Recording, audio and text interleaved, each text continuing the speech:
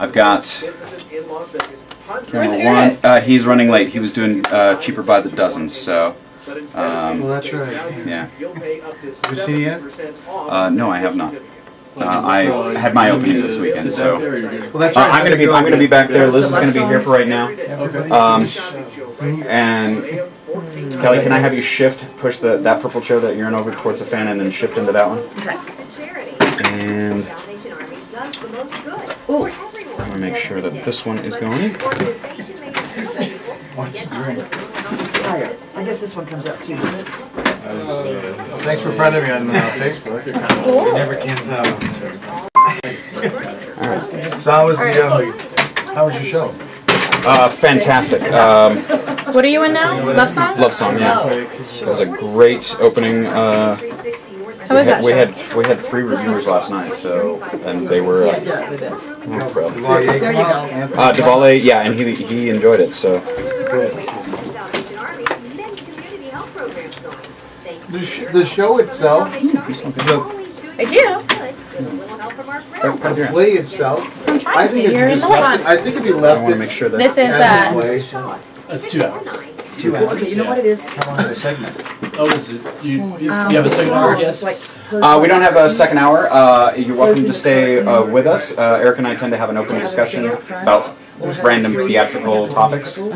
So you're more than welcome to stay for the second hour. I'm going to have you come sit over here. Just go to Tableau, just like I did with you. Go to Tableau. Well, not even go to Tableau. I was asking how long the segment was. They I mean, if you just sat there and listened to me, because I'm supposed to be talking to you. So we're here for an hour. You know what I'm saying?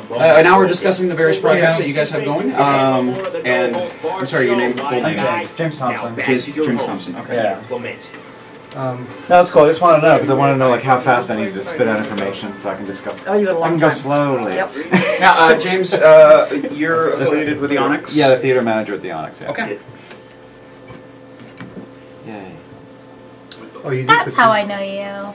I was like, you look so familiar. Yes, I recognize, but it's, yeah. I think the show will be fun. Well, it is fun. I just. I will just ask, you've been here before, so you know, talking into the mic there.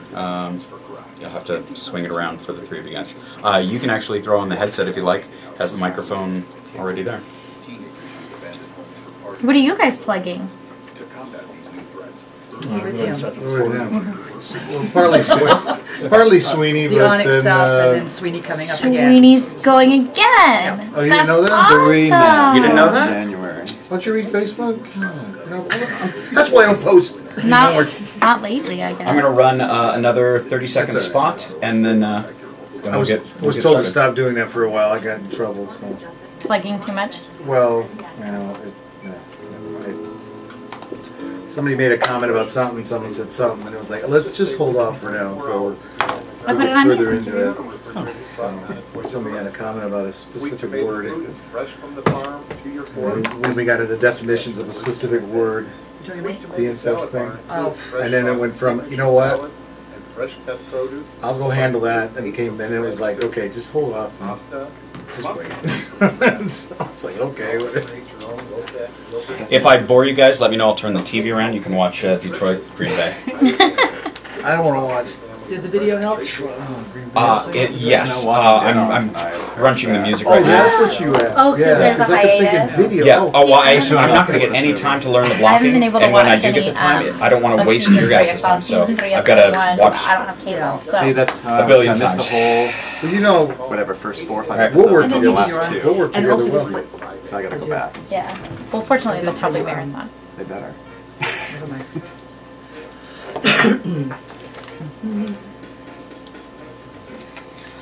Welcome to Curtain Call with Erik Ball. Erik will be here shortly. He's got a dozen things to take care of, but we've got some wonderful guests in the house with us tonight.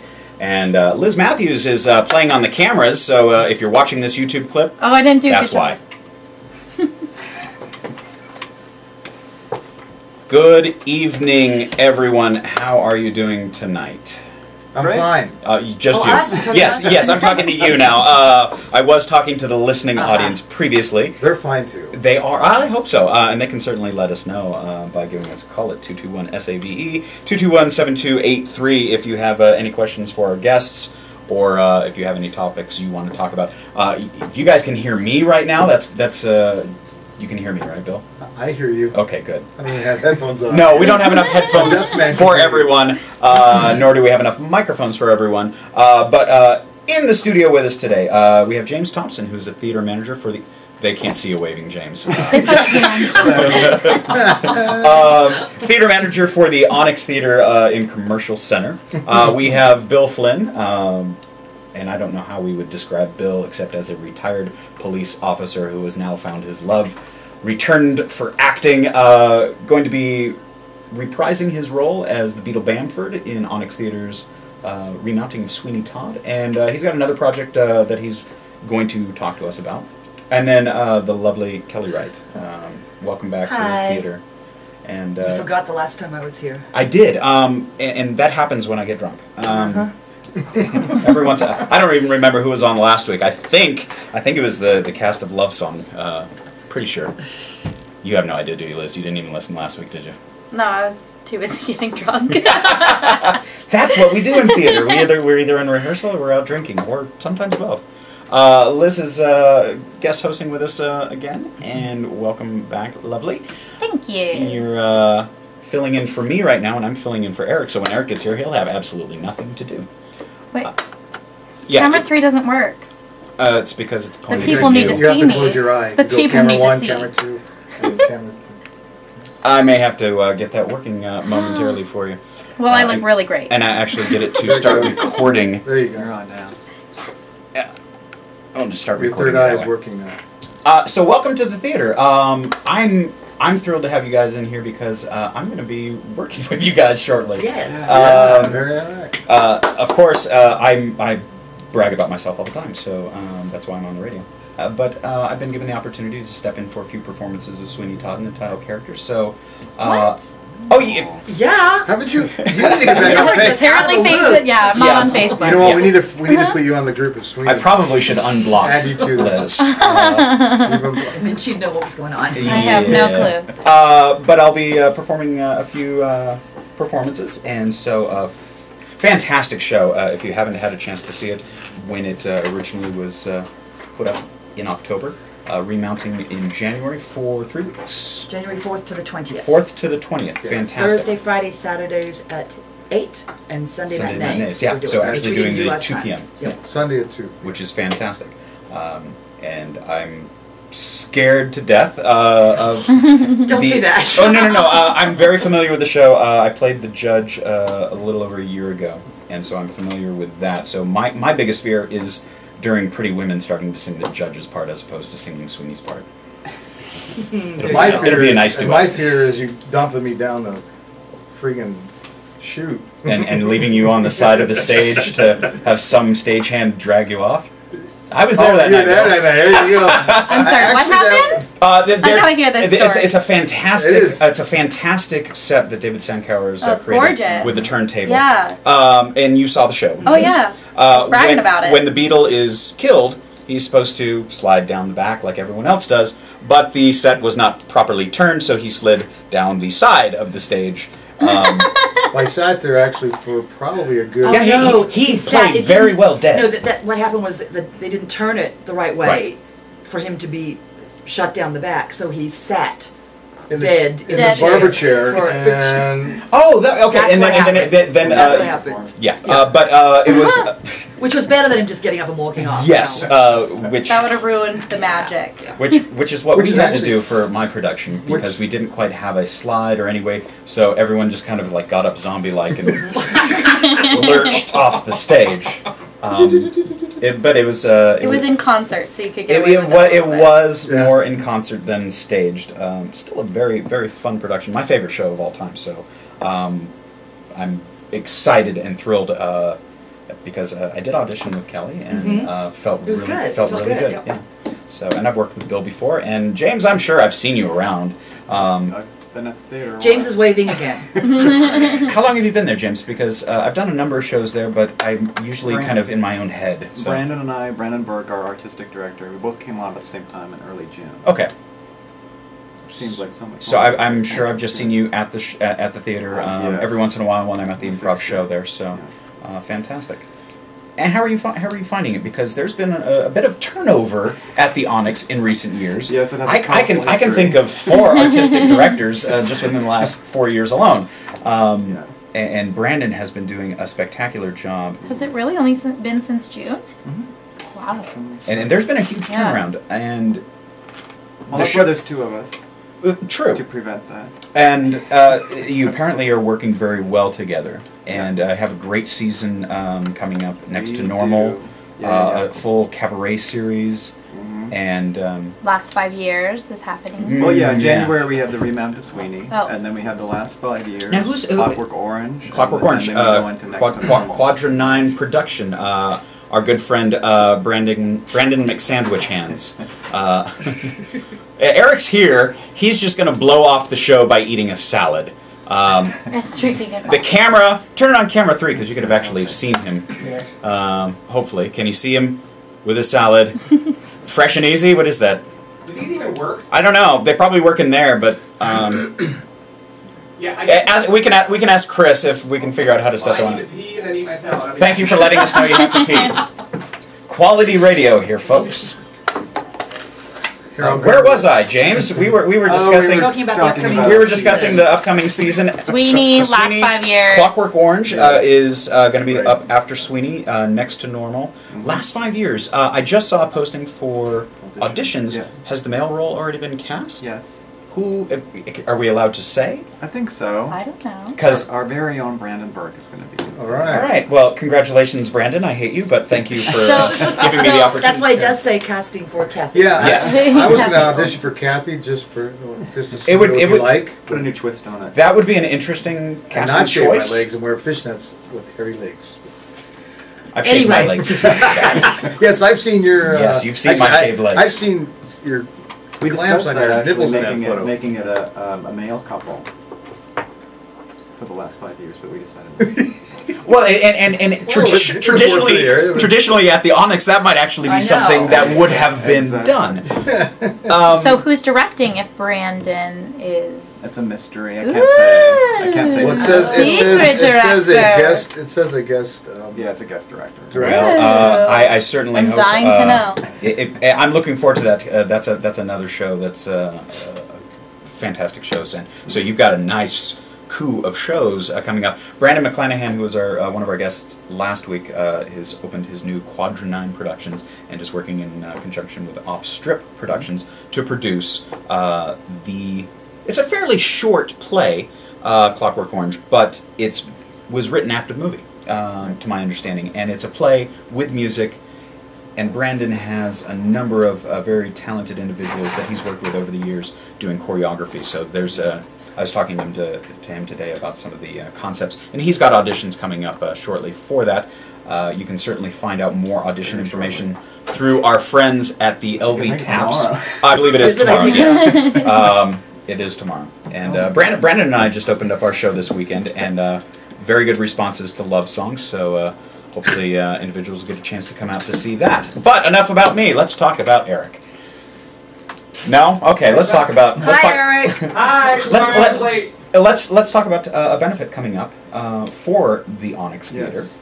Kellie, you're involved with I'm that. doing it on... We're doing actually... there's going to be a couple of numbers from Sweeney Todd that we're doing, but there's also going to be Christmas, which Jaymes will be able to tell you more about who's on the show. I know Vida Karimbi is, and Larry Otello, and Jonathan Isley, right? Who I just met today, actually. I was singing down at the Tuscany. Oh, okay. My friend Jimmy Emerson's starting a new thing on forget how Sundays. much I love your accent. Oh, stop. And who else? And Brandon's performing. Oh, Brandon's singing, yeah. So there's going to be a lot of Christmas songs, and then we're doing a few songs from Sweeney Todd. Very good. And this is a benefit for...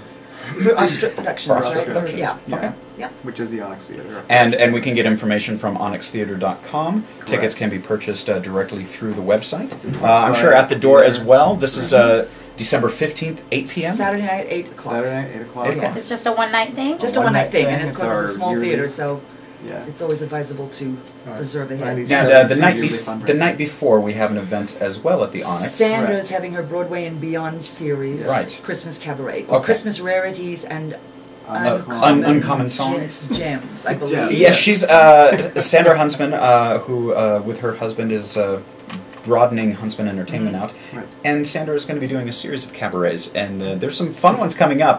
The gender bender cabaret, as it were. You know, The next one in January, I think, is songs you always wanted to sing or parts. roles that Would never roles be that you, cast in. yeah roles that you could never be cast in, or the one that got away. And I was joking with her singing, telling her that I'd be interested in singing "Glitter and Be Gay" from And I Candide. said I would pay to see that. You know what? I would have to pay somebody to teach me how to sing Never be able to opera. play. There is no way. It was a joke, and people would be like, "Oh yeah, you should do it." No way. I would sound like Harvey Firestein trying to imitate Kristen Chenoweth. It would not be pretty. I would love to hear that right now. Go. I would pay for that. I would. All right, well, let's see what the audience thinks about that. Feel free to post on our Facebook, our curtain call page. You can certainly give some options, because if you want to hear anyone sing something, by all means, throw it in there, because there will be a number of the cabaret series over at the ONYX Theatre, and And the cabaret on Friday is at 10 o'clock. at 10 o'clock. 10 p.m., We yes. should have a cabaret curtain call. No one can hear you back there, Eric. They can just hear you munching your salad. Hi Liz, I love you. Eric was busy today with the production of Cheaper by the Dozen. I'm sure he'll discuss that a little bit with us when he finally decides to come to work. I love the lip mark. And obviously, Kelly, you're going to be reprising your role as Mrs. Lovett. Yes, I'm in excited. Sweeney Todd. Yeah, I'm excited to do it again. fantastic. I mean, perfect role for you. Thanks. No, I know what you mean. I know. Of course, and I sincerely hope you do understand, Uh-huh. because you bring such life and character to the role, and it's fun to watch you perform. Thank you. So It was fun. I'm certainly looking forward to upstaging you. Ha ha ha. We'll see. I say that jokingly because I know that's not possible.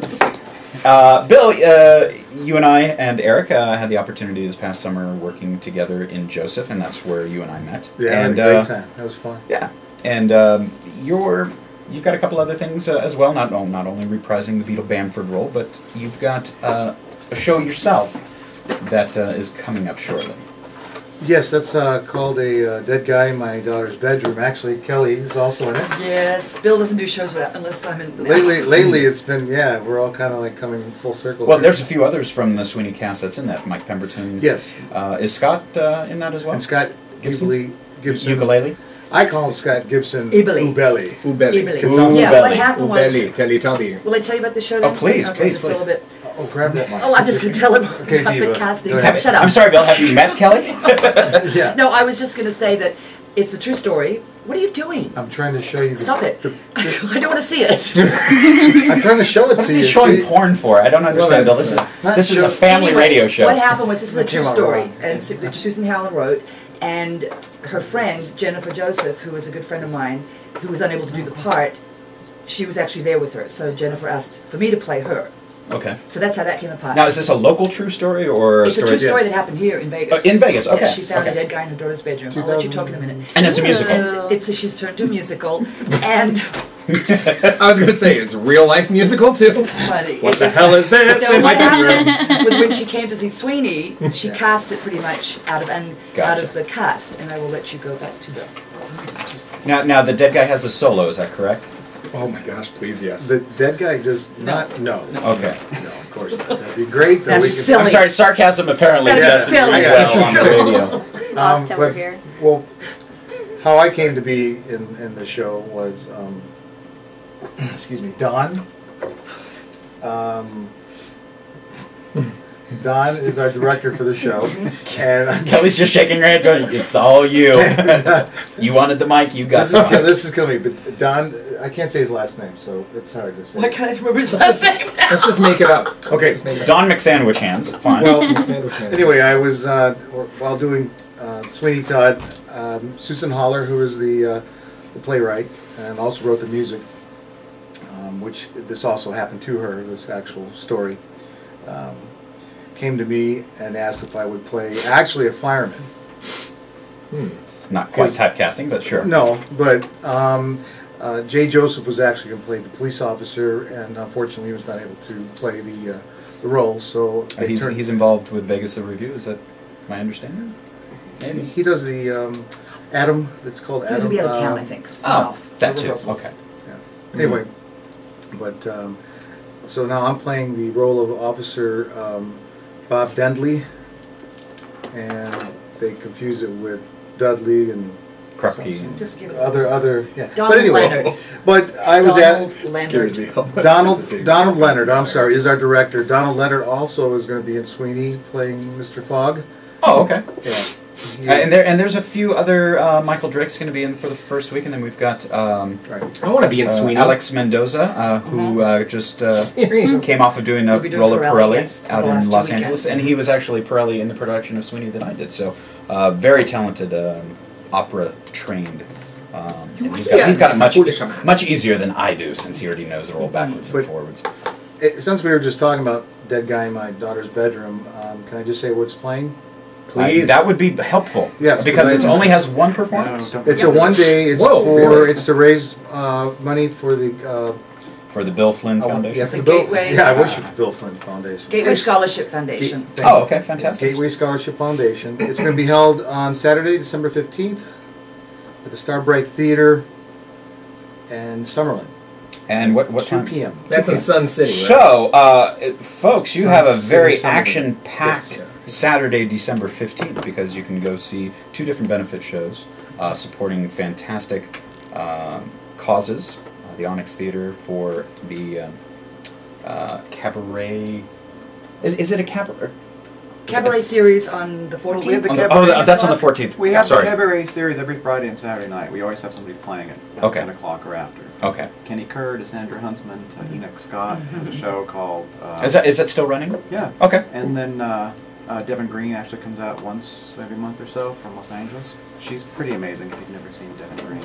She has an electric ukulele lounge show. Oh, fantastic. Pretty awesome. And I'm very familiar with And some then of the you've had the Apple Sisters in there. Apple Sisters are Sunday. Oh, the great. 16th, Great. the day after. Christmas holiday. Friends of mine in that show. Apple Sisters? I don't know them. They're pretty wild. They're like the Andrews sisters, like the Pupini sisters, but very comedic. Are they delicious? A couple of them are, yeah. They sing, they dance, they do It's really comedy, cute. You that's should so look them great. up on YouTube. I should. Yeah. The Yeah, Apple they're- Sisters. The Apple Sisters. Sounds like a Saturday morning show. Well, actually, they came in after one of our shows to do their Halloween special. the Halloween special, and one of the gals had injured her leg, or she was on Broke her leg, crutches yeah. doing the show. It was kind of Mm. That's crazy. show business, baby. Yeah. She did actually break her leg. Yes. Get it? Because I have a brother. We were going to Where's go the on bell? the road as the Ball Brothers. There's the bell. We thought the Ball Brothers would be kind of. oh, Yeah, the bell has come out thanks to Bill's unfortunate. Speaking pun. of balls, Speaking of Ball Brothers. How was your salad, by the way? Yeah, you know what? Don't get coffee with Greek salad. Ooh. Ugh. Feta cheese and hazelnut doesn't quite. Not mix. really. It's anything and with feta in anything it. food related from coffee made in tea leaf that's not a waffle. And we Nix. just lost our sponsor. Thank Yeah, you. no. I mean they're delicious, tasty drinks. Eric, you were busy like this going- weekend with a little show going on. Yeah. Is that, Being able to be heard. Yeah, I just came from Faithful Lutheran. They just closed their middle school play, Cheaper by the Dozen, and that's why I was a little late. So I appreciate your indulgence. And we're always indulging you. Yeah, you are, but I appreciate it, and I'm thrilled you guys are here, and because there's a lot that's going on. I mean, with Sweeney, with this benefit, with dead people. You know, so it's very Cabaret, the Christmas thing. yeah. I And mean, all of them, we were too. just talking the other day in the show, the second half, about all the cabarets that are popping up and how it's kind of feeding into the mainstream heartbeat that is theater in Las Vegas. You know, it's kind of a cool way to kind of get out and, you know. Well, our This is so weird. our Now good I know friend, why people look weird when they use this mic, because I'm just, it's like Well, you put it up in front of your face and it drops. it's like I'm a really short Sounds reporter in the weird. locker room after an NBA game. So how'd you like the game? Good. Well, he's really tall if you're standing talking to him like, never mind. well, we had Visualize. I need you to explain the jokes to me. our good friend Jen Del Torre has been doing some cabaret shows as well. Liz, you've taken part in those. Yeah. And I was just part of one that was done over at the Art Square Theater where we did a little Sondheim Mary made a little. Yeah, how'd that go? It was great. It's a very unique experience. The show itself, Lysander kind of said it really well. Lysander Abadia with LV Taps. He came and he enjoyed the performance. It's a little rough when you take cut songs from Sondheim shows that were merged together to be its own production to tell a story. Yeah. And then you take that and kind of strip things out of it and then intersperse slam poetry in the middle, and then you take the male-female role and split it out into 4 separate couples. It's very, very interesting concept. Kind of segmented, though? Yes, and so as far as the story was concerned, wasn't really there to the extent that it may have been in a full production of Marry Me a Little. Well, and not to be rude, but those were not the best Sondheim songs. Well, they were all the cut songs from shows, Right. with the exception of the song from Company, Right. Being Alive. But the rest of them were songs that were never used. And that's why. There's a reason why. So, not my favorite, but I did love the slam poetry. That's always fun for me. now, you were involved with the first one with Yeah, Edges. Andy and I had come up with that idea to do with Edges back in, I don't remember when Last that was. August, maybe? It was a little while ago, about a year. No, it was this year. Was it? May. It was May this year. Maybe. Time, they say, is fleeting. Yeah. Yeah. Has it been a year? No, it's almost No, a year. it's been since May. Okay. So, about 9 months. So, I love that slam poetry, and it's opening, shining light on a different art form that, as theater people, we don't really get to see. So, and the poets were fantastic. Yeah. One of the poets, a good friend of mine, Micah Axelrod, has been doing slam poetry for a while, has gone to some national competitions. I was very thrilled with his style. He uses a lot of alliteration, a lot of imagery, and a lot of passion. He also walks off the stage into the audience, so there's no lights on him, but that's him. He's being a performer. Yes, and he did a fantastic job. What is slam poetry? It's when you hit people while you're saying poetry. Okay.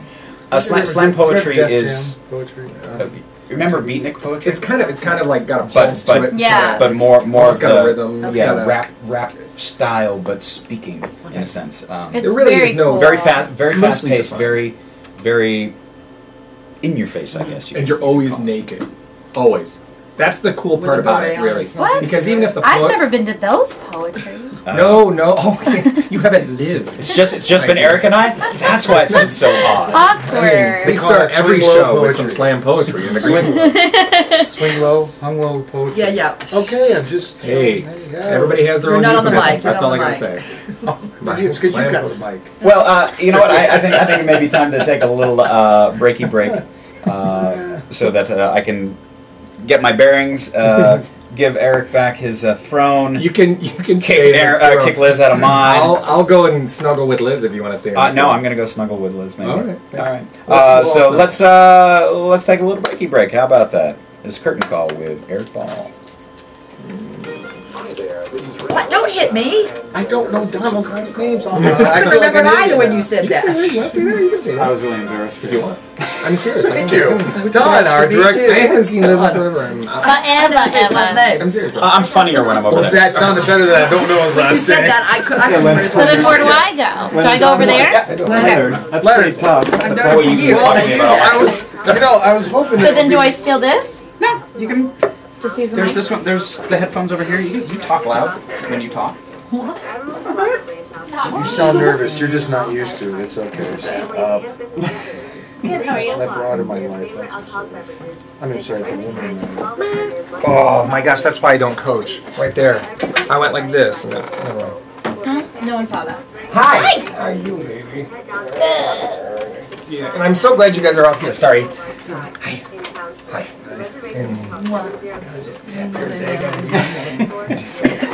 You get to be in charge of the bell, though. Big dogs. I have to adjust the camera because you got a big head. Oh, it was like this for you too, but I didn't know how to do it. Just like that. What? No, you didn't teach me. I didn't have time to teach you. I told him, like, by the way, I'm going to be late. Gee, I'm glad some people are getting to sing in this benefit.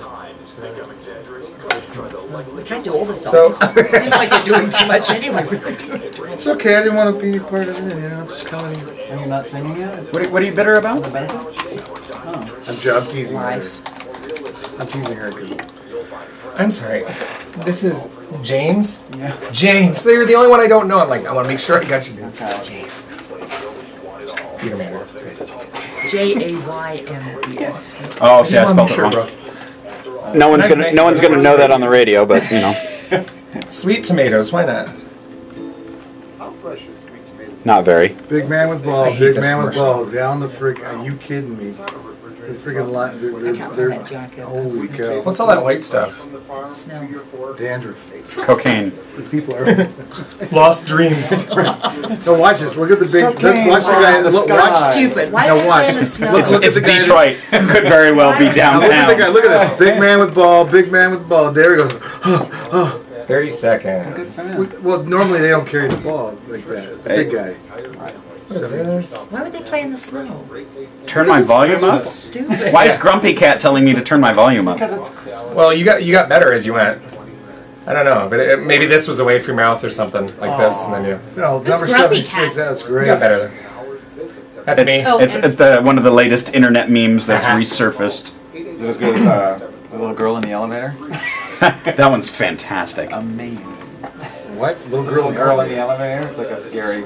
Oh, that's. Oh, have you seen that really on good. YouTube? People get in a regular elevator and they hit the button, and all of a sudden the lights, The lights flicker, and go out. and there's a fake panel. It's a fake elevator. Thanks for tuning in. This is Curtain Call. This is Erik Ball, and Glenn gave me my seat back, and It was warm, and plus I had passed wind over there, so well, figured you should have it back. Well, that explains why it's a little gushy too.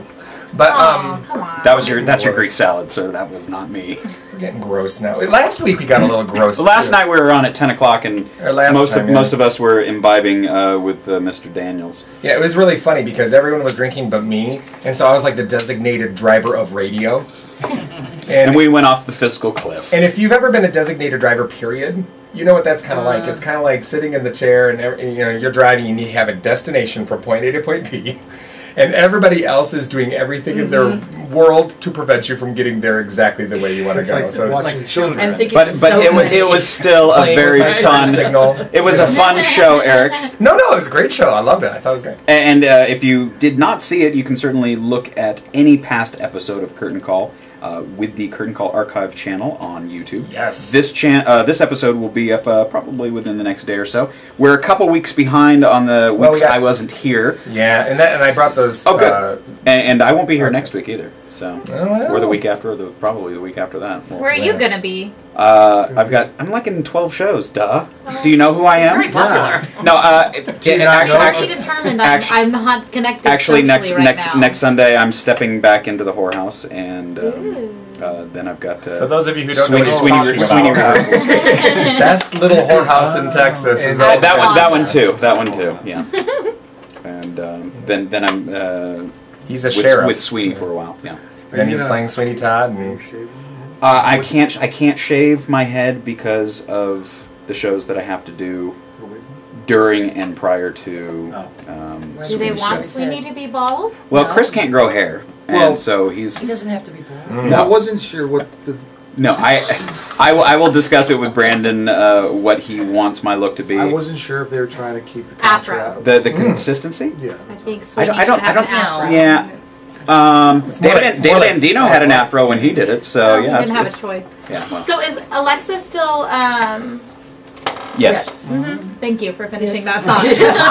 yeah, if you guys didn't get a chance to see Sweeney Todd, Everybody and- is still- present company included, you have a chance because we were mentioning earlier how they're doing another extended run starting in January. January 4th to the 20th. To the 4th to the 20th. The third, And this was soft open. one of those runs. Everybody, Sweeney Todd comes in waves. You know, people are like, oh, let's do Sweeney Todd, and let the dust settle. And let's do Sweeney Todd, and then the dust settle. And it's like, every now and then, it just seems like production seems to really, really click. And that one really, like across the board, all the theater reviewers seem to think that was a really, really stellar production. It was. And I'm kicking myself for not seeing it, so I'm Well, that's thrilled kind of that neat. you guys You know, did you it. do a show that usually runs for a few weeks. And Yeah, it's done. yeah. And it's like, oh, so we're getting to. Well, and it's always bittersweet to Yeah, send one off, too, after you're done, especially if it's been a really good show. You know? Well, it was actually hard to see because except for the first weekend, we sold out every night afterwards. So that's partly why we're remounting it. So we can see it. I'm thrilled, and you'll... And it's mostly the same cast returning. AJ's not in the ensemble. Ace. Why did I say AJ? Ace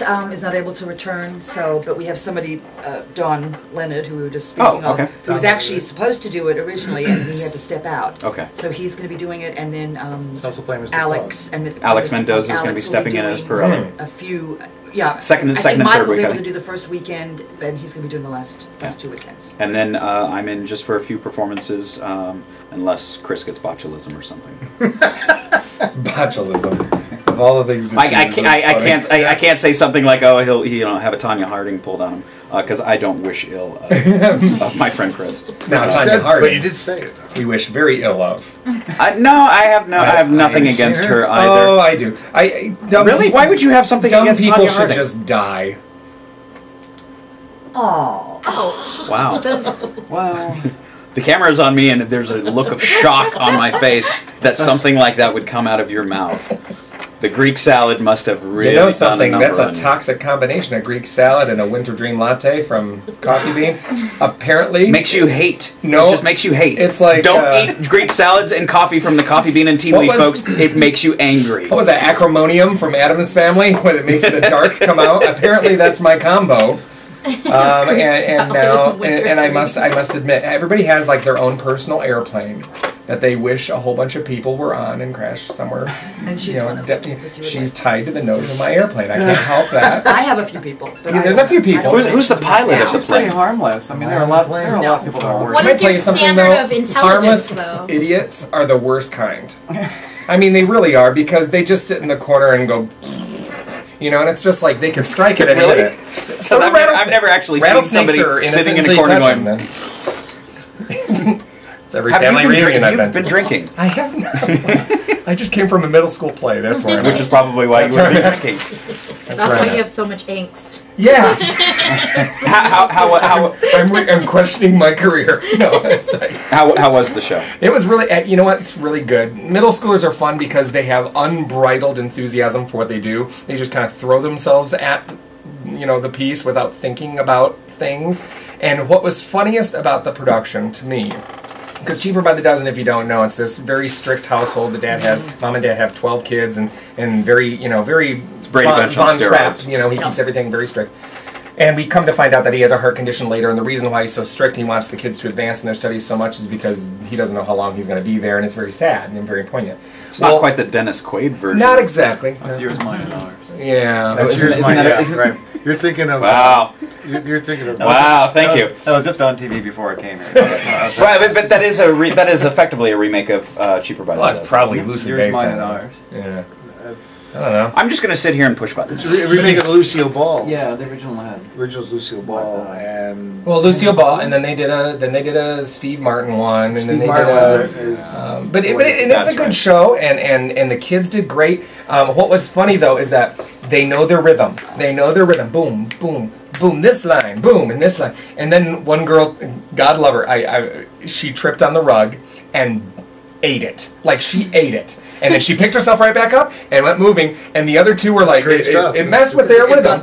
Messed with their rhythm. And then they were like, that's great stuff. And then you could feel them and every energy in their body. Don't laugh, dear God, don't laugh. And then one of the girls, when they said their next line, kind of cracked her voice a little bit. And then everybody, audience, on stage, and lost it. We all lost it. And then when we regained it, then there's like, okay, moving on. And then they said another line that's like, and I'm very careful in everything I do, or something like that, and everyone lost it again. It was like charming. There's something about the unbridled approach to theater at that age that's nothing short of charming. You know, it's not the quite I'm looking through the curtain and waving at my dead elementary, and it's not high school where they're trying to be independent and individuals. It's somewhere in between where it's kind of this kind of goulash of discipline meets I really want to do this band. That nothing ever. And so I thought it was just Gosh, great I miss those production. days. You know, I wish I miss your acting I miss style. the goulash days. we should have more goulash days. No, my acting style, the current show that I'm in right now, I'm playing myself effectively. I realized. Are you drinking in that one? No. No, I I was just wondering. I'm not an alcoholic. I don't have a problem. No, method actor. He can quit anytime he wants. No, I'm a drunk. Method wise, method. You know, there's two sides to every pancake. Yeah. If you guys are just now tuning in, we're sitting. Why do you always laugh? because who's turning in to the show a half You never hour? know who's flipping through. You know, we may reach Well, like you one know, if person they flipped sitting on through the 5 minutes ago, I hope it wasn't Tanya Harding flipping through because that dumb people should die. Yes. that Yeah, comment the was whole- pretty yeah. bold. I decided to go with it and not retract or move. I decided to see what would happen. Going It was into a politics, choice. are we? It was a choice, Okay. and not all choices are good, but that's okay. We learn from our The only bad choices. choice is to not make one, right? I still stand true that she's an idiot, though. I still stand firm on that. I still think she's an idiot, and if And she's should be listening, strapped I'd love to have her on the show. Okay. So we have Jaymes Thompson in the studio with Kellie Wright and Bill Flynn. And it's funny because you're kind of here representing a multitude of projects. We are. I mean, we have... And yet they're all representing wall the of same one too. Yeah, it's kind of like I'm getting hit with this tidal wave of this theater. tsunami of theater. Everything's tragic tonight. A goulash of theater. A goulash of theater. It's rotating around us. It is, and it's really quite cool. So tell us about this fundraiser again. Let's kind of James. The fundraiser is this Saturday night at 8 o'clock. It's an evening of holiday standards and pop standards. Sweet. And it's a fundraiser for Off-Strip Productions, which is our production for ONYX Theatre. So we're trying to fund all of our shows for this year. We have a huge lineup scheduled, starting with, of course, the remount for Sweeney. Right. And then we have the last 5 years. We have Clockwork Orange. We have Next to Normal. We also have Cabaret planned and Into the Woods and some other things. Into the Woods? Whoa, whoa, whoa, whoa, whoa, whoa, whoa! Take 2 steps back. You said Maybe I shouldn't have. You said Into the Woods? Yeah. I mean, At This the is the first I've heard of this. Yes. yeah. How is that gonna fit? And when and We It's put like- Sweeney oh, I missed there. I missed Touche. something. Hello. And David Sankauer is brilliant. He will. Yeah. and when October. October. Oh. I love October. Yeah. Yay! You're back in school in October. Not quite though. You're Not are you quite. thinking- You have to cast for Shrek, so shut up. No, Shrek's not until that spring. Are you so. thinking of the wolf? I'm just thinking of Into the Woods. Right there with you, brother. Just thinking of the woods in general. It's a good place to be. Stay on the path. Yeah, so is this going to be just like a cabaret atmosphere, or is there going to be like a kind of scenes and merriment and... Yes, everyone's performing musical numbers, including you, of course.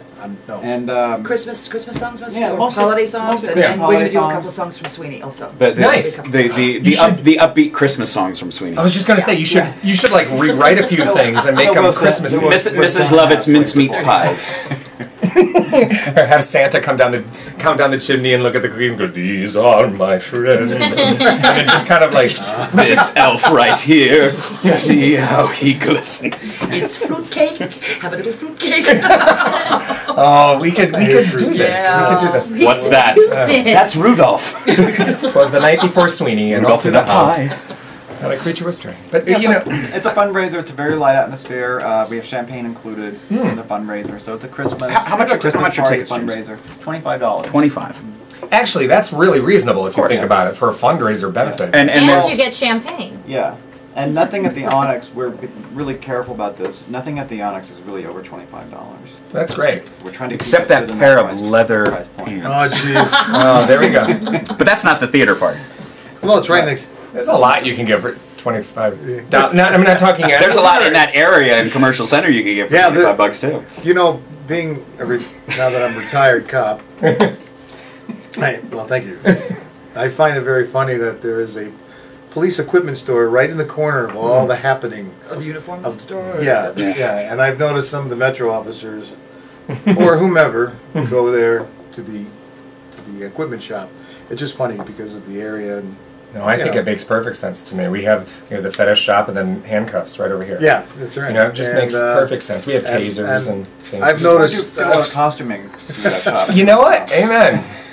It's funny because when we do full Monty, it's just going to happen. It's just going to be. You're doing full Monty at Faith? That's it's the half Monty. It's the half Monty. I'm sorry, it's Faith. It ain't even going to be a quarter Monty. It'll be an eighth Monty. There will be one song from the show. We'll show you an elbow. Yeah. And then we'll take it away. Be like, hey, I'm going to take the burqa off. That's about as far as you'll get. The burqa? I don't know. Why are they wearing burqas? Because it's being set in the Middle East that's somewhere. Funny. Okay, that's right. So anyways, so the Christmas benefit is going to be this Saturday. It's over at the ONYX Theatre. It's $25. Evening of merriment in general. We're going to have Christmas songs and just a mishmash. Yeah. It's like a Christmas stocking. You never know what's exactly on the inside until you go. No coal. There will be no coal in the stocking. Well, it depends on if you're good or not. Naughty or nice? There's going to be champagne. Everyone's going to be good. Yes. Yeah, I got to tell you about the year that my dad gave us. He was really mad at us one Christmas Eve, and he says, "If you aren't good, Santa's not going to come tonight." And we're like, "Yeah, whatever, Dad." And then we got up, and the first thing he gave us was a present. We unwrapped it, and it was a ball jar full of nails. And I was, I was like, you know what? If I were a kid, I would have been so thrilled. And the next day, Dad would have been ticked off at me because there would have been nails everywhere. Everything. I was 7 though, and I was just like, well, what the heck is this? And he was just like, and that's what could happen. Here's your real gift. Now learn from that. And I'm like going, this is good parenting. Did you get to keep the nails? No. No. I don't even remember about what happened to the nails, but it was obvious. It just came from his workbench. That was something he had. Never mind. What did he give out for Halloween? I had a neighbor across the street that used to give out fireworks for Halloween. That is awesome. Yeah, he of course then he got in trouble for some other things and ended up spending some time with Mr. Charlie Manson. So are you serious? Yeah. Oh. Yeah. Some issues happened. There was some white powder that was found all over his bathroom. So, dead guy in my daughter's bedroom? Right. So, let's talk about that again. Now, that, I wanted to segue. Yeah, for some reason, it seemed appropriate, yes. It worked, yes. Now, this is is being done at the Starbright Theater, and it's only one performance, and that, too, is a benefit production. That's correct. For the Gateway Foundation. Thank you. I didn't want to say it wrong. Music scholarships for kids. Excellent. And it's funny. There's a dead guy in my daughter's bedroom. Here, have some money and go learn. And what's funny is Kelly plays a sort of season of a diva in the show. No. Typecast? Right? Yes. No. Yes, you do. And I play a cop.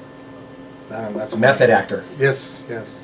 And Kelly, I think my boob in your face or something. What? What just happened? Did I just miss something?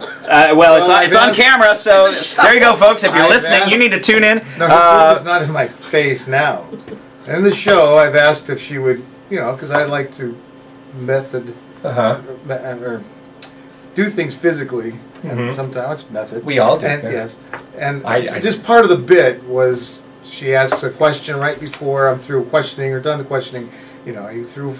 May I go now, officer? And I just asked if she could have her boob near my face as I turn, because she's standing, I'm sitting, and anyway. It's got to be an uncomfortable thing to ask. Excuse me. And you're looking, you look back. On this line, not this line. I'm going to take a beat. Anyway, the show's at 2 o'clock on Saturday. I'm trying to make people want to go, I got to go see this. Well, if you tune into the show, fast forward to minute 47. And you'll get that whole sequence live. That's awesome. Yeah. That's awesome. And then we have Sweeney Todd, of course, remounting at the ONYX Theatre January 4th. Dang it, through the 20th. The 4th through the 20th. That's January 3rd is a soft opening. That sounds weird, but Thursday the 3rd is like a preview, for the preview. Oh yeah. For a review or a. For Glenn to get his feet wet. Yes. Yes. A pudding. Are you doing that night? To my understanding, yes. Yes. I'm doing the Thursday preview. It's for and then reviewers the to- first Nice. first two Sunday matinees. Sweet. And then if Chris gets called away for Caveman or Botulism or Tanya Harding, whatever. He's in Caveman? Yeah. Defending the Caveman? Yeah, he's been in it for a few years. 5 years? 5 years? Yeah. At least? 3, maybe? I'm He trying to remember understudies, because right? The main guy. yeah, I he think understudies the does main a role. couple shows He through the and I week. actually I've come to find out that I was one of the 5 finalists for that, and he ended up getting it. Well, how did I not know that? I've had him on the show, and that's weird. He doesn't talk a whole lot about that kind of stuff. I would have made so many more Bam Bam references. And that's probably why he doesn't talk about that. Yeah, I mean, just in general, I would have made note of that. So, let's take a break and we'll be right back with Curtain Call. And this is Erik Ball with Elizabeth Mathews as our guest co-host, Glenn Heath. Who's not saying anything. Jaymes Thompson. I don't have a microphone. The microphone. I'm not gonna shout Bill at Flynn you. and Kellie Wright. Hang tight. I'm going to go out with a little bit of Newsies, I think. I think Newsies is appropriate. Seize the day.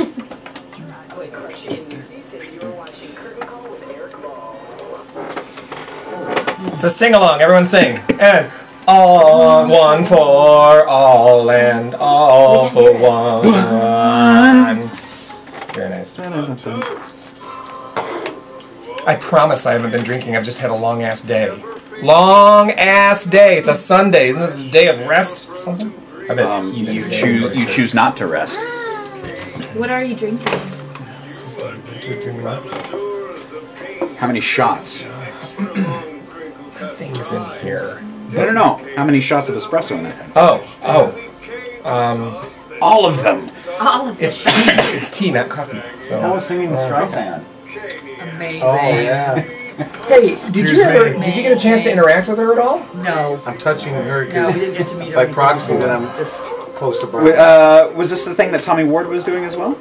No, Tommy was over. What was he doing? I don't know. That's why I'm asking. at the MGM. Yeah, he was at the MGM. Okay. We sang behind her. Streisand. Sang Oh, with okay. her. The Very cool. last song, last couple of songs. That's awesome. Was it incredible? Yeah. Yes. It's just something that you can say. What was that? How did that come about? That was her concert. No. How did you come about? Because Michelle Johnson has a choir here, the Desert Angels Choir. Okay. And she was asked to, because they pick a local choir, to sing. Cool. And so she put it together and asked about 20 of us, and then they asked if they could make it bigger because the stage is so big and everything. So we got she asked about 60 people. So all Nice. local singers from the Strip and everywhere. Awesome. Very cool. Formerly known as Cadillac Ranch. Yep. Strip singers every And I time think I hear sometimes that. they use tracks. They have a track, and they didn't use it with us though. When we rehearsed. That's cool. The musical director, he was like, "Wow," and he said he wish you could have taken us to LA. You're like, everyone's like, I'm free. I'm free. I'll go. I would have gone. I would have like. Well, they already had it set up, the choirs. And That's stuff. pretty cool. yeah, they already had choirs in L.A. Yeah. They do. There's choirs everywhere. Yeah. Yeah. They're the singers there too. But that's great. That's great. They're probably a tough choir. And we got to watch part of the show. We thought we'd be backstage the whole time, and they gave us tickets, so we got to watch the first. How fun. She's amazing. She's still wonderful. Still puts it out Yeah. Where's the TV How on? old is she? Because Chris was watching football while he was 70 big things. God love her. I just realized. Let's see what's on. Detroit and Green Bay is what it was on. Sweet tomato salad bar includes fresh What is this? signature That's salads, fun. fresh cut produce. That's not fun. That's fun. Pasta, muffins made from scratch. Put it on Telemundo. That would. Punto cinco uno Mexico. Something healthy and nutritious for the Liz, you're not doing anything right now, are you? family of fresh. Because you were like complaining on Facebook that you didn't have anything to do. I saw that. Did you go to any auditions today? We need to get you I'm involved in possibly auditioning for Last 5 Years. something. Oh, Yeah. Okay. they're looking for Brandon's got Clockwork auditions tomorrow at the rehearsal space for the ONYX. Right. Cockroach just had theirs for the next two shows. Yeah, Brandon asked me to come. You should. But I don't really know the show well enough to be like, oh. Clockwork Orange. What about Next to Normal? I'm just anxious to see what he's going to do with it. 'Cause I want that's- to play Diane Clockwork one day. Orange. You'd be fantastic in that role. What? Diane in and Next to Normal. I don't know the show. Learn about it. It's a great show. It's a great role for you. I've been watching it since. It's you get to play a psychotic woman who takes a lot of pills and sees her dead son. And her husband, can I tell you though, it is effectively flying for her attention. It's a great show. It's a fun. It's a great role. Okay, I'll take a look. I can send you the videos. Yeah, the whole show actually. Somehow I have videos now of the show in New York. You can see the whole show on YouTube. Okay. Is it all up there? Yeah, you have to watch it like segments? segments, but you can see the whole thing. Is it sequential as far as they're like numbered one after the other? Okay. Cool. And Alice Ripley is the originator of the role. I did, matter of fact, I recorded it. She's fierce. It's the first time I've said that word. It's The Tale of Sweeney yeah, it's a Todd small by, cast. with Ben 6, Kingsley, is that what you said? 1998. 5 or 6. Yeah. Just to play. Because there's the Mom, Dad, daughter, son, boyfriend, doctor. Doctor. 6. Yeah. But The Tale of Sweeney Todd, the play is on DirecTV. The actual play? That Ben Kingsley, 1998, 99. Yeah, and it's they play it true to the story of where he kills people for their goods, for their gold and their diamonds, and there's nothing about anything about remotely. Was this the play that was written and produced in like 1971? Before Sondheim did any of the. It was before, yeah, but this must be a remake with Ben Kingsley. You said it's on Netflix? It probably is on Netflix, but it's right now. It's on Showtime. If you have Showtime on 5. I don't. I don't know what is the rules for the bell. But anything that seems inappropriate or non sequitur. Or just See how many times we can make the bell go off. Non sequitur, as in like. Meaning like completely out of place. Okay. You know, Maggie Wheeler, she directs a choir in LA. Just saying, Janice from Friends. Who sang on there? She has a choir in LA. If you guys are watching the YouTube videos, you know what we're talking about. If you're just now tuning in, you have no idea what we're talking about at all. Kellie Wright, she was singing in a choir behind Babs, and it was like butter. It was fat, but Michelle Johnson is the one who put it all together. Yes, and it was an amazing singer herself. Well, when she was in town and at the Smith Center, everything was it at MGM or Smith Center? Babs? Yeah. MGM Grand Arena. Sorry. Props to the Smith Center. But it was at the MGM. And, a lot of local talent got a chance to cozy up to Barbara. Yeah. It was just amazing being on stage with her, just singing behind her, and Can't then imagine. like 14,000 people jumping to their, at the end of the songs. It's amazing. Barbara is a staple of musical theater, whether you love her or not, and you have to. You have to at least appreciate what she's contributed. Yeah, and you said she's 70 now. 70, and she sounds amazing. She still sounds. I wonder what there's got to be. I mean, if you're a legend like Barbra Streisand, if you are a pioneer, if you are if you have a legacy that's crazy, and you're getting older, you've got to know that they probably recalibrate songs and tweak it so that it's better in your range and everything. Yeah, I'm sure. I wonder how much of that goes on, and I that sort of thing always intrigues me. What it takes to put on the perfect show. You know what I mean? Even if it means, and I think that there's nothing wrong with that. I think that's perfect. Because the fans want to see Barbra Streisand. Yeah, well, you saw La Cage aux Folles, right? No, I didn't. That's the one I missed. Because they had to adjust a lot of stuff for Mr. Hamilton. The whole script. He doesn't like to memorize. He's not as mobile. And, he's older and a little slower. All that tanning. So, choreography wasn't really there. I mean, it was a good show. I enjoyed it. He's fine. I too. I was surprised actually how yeah, I had heard from friends of mine that had seen him on tour and they're like, oh my god. And yes, was he the weakest part of the show? In my opinion, yes, but he didn't detract from the show. It's just like, had somebody younger been in the role, there would have been that level of energy that would have matched everyone else. Was he a novelty though? Remember back in the day when Producers was here? Yeah, and Hasselhoff was in that role. No, do you remember that? Yeah. That's the only time I saw it in town, is when he took over the role, because Tony Danza was in it at one point or something like that. And then, so he was in that. Eddie Mecca was in Hairspray for a while. But I think he was kind of like, they paraded that show around on Hasselhoff's shoulders, and he had that. For at least the 2 weeks that he was in the show. Right, and he was terrible. I mean, it was remarkably, it was mockingly terrible. You know what I mean? And it's like, was it presented kind of like that? It was like, No. I mean, obviously George Hamilton is the name that's associated with the show. I don't remember anything he's been in. I just know him Love as at George First Hamilton. Bite is the only thing I can remember. Or Zorro the Gay Blade is what I know him from. I just remember him from those commercials. Eating chips or something. Copper Oh, tone. yeah. Copper No. tone tan. Copper tone, tanning, yeah. No, I know what you're talking about. And he's like the Tostito or Yeah, something. yeah. He was like, orange. He was a teen heartthrob and like those summer beaches Was he? and stuff. Like And Paul the Apprentice the and perpetual shit. tan. The man looks like a belt. Some women are into that. He's weathered well. You know, he's waterproof, in fact. He's he's completely waterproof. Well, anyways, I digress. Thank you.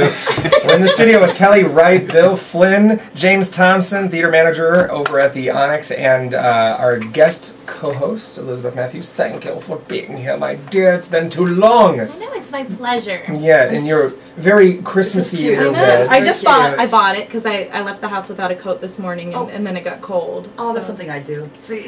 Any excuse to go shopping. So. And then I read it on Facebook. And it matches the red lipstick that you're wearing. Yeah. So did you buy some red lipstick after the Lipsticks fact were of match? first and jacket Did match. you have the ring on? I had the ring Oh, and the that's why I lips. got I it, know. okay. Look at So me. you went looking for jackets that matched your lipstick and your ring. No, it just worked out that way. Uh-huh. And now my face that is beat matches red, this. so you can't see. Oh my, half the time I'm entertaining just myself anyways. That's okay. And we were talking about the plethora, and I use that word very heavily, of theater projects that are going on in the city. Right now we're focusing on 3, one of which that you can see this Saturday, which is over at the Starbright Theater, yes? Well, both there's 2 on Saturday. At 2 o'clock, yes. But and Saturday night is the Onyx. The benefit for Gateway. No. I'm talking about the dead guy in my daughter's bedroom. December 15th. Right, December 15th at the Starbright Theater in Sun City. Next Saturday, yes. And it's a cute theater. If you've never been in that theater, it's a beautiful theater. Yeah, it's a nice It's kind of a unique space because it's one of those things where I think it was built for the purpose in which it was intended, you know, and it's like that Sun City community. They like to bring all the impressionists in, and the magicians, and you know, so it's kind of a theater that kind of accommodates that. But as far as Traveling a patron, all right, the watered down Full Monty. But for No a one wants to patron, see it's a that beautiful, version of the beautiful Full Monty. space. I think it holds No 300. It's a beautiful space, and I hope that you guys will consider going out and checking it out because it's a local playwright's new work. Susan And Holler. anytime you can say it again. Susan Holler. Susan Holler, and congratulations! Anytime we can support local artists and their new work, that is huge. So please, if you have nothing going on, take the time and get out there and do that. And then the money raised from that production that day will go to the Gateway scholarship program, and that's for scholarships for fine arts. And then after that production, go grab something to eat, and then head over to the Right. Onyx for Yeah. the benefit show there, featuring a number of performers. Which 8 o'clock. includes champagne. Yes, it does. And you. You can make like a day of this. Just kind of. And it includes And the Kelly. night before, you can come to the Onyx at 10 o'clock at Oh, for the night Cabaret and see the piece. Cabaret. Just bring a I cosplay. will be in that too. And hang out. What are you singing for that one? It's a surprise. Oh, So you don't know yet? No, Julio? Bette Midler, Coolio, Oh, doing a duet with... Oh, I was going to say Bette Midler and Coolio singing? No, That would be Coolio. awesome. That sounds Gangster amazing. Paradise. Beaches too. Coolio. It's a Beaches really cool Paradise. Bette Midler singing. No, yeah. no, Bette Midler won't be there. Or not I Bette, will be yeah. singing Bette Midler's with Sandra, Coolio, and also a song called Santa Bring My Baby Home. Okay. Very cool. What would they sing if they sang together?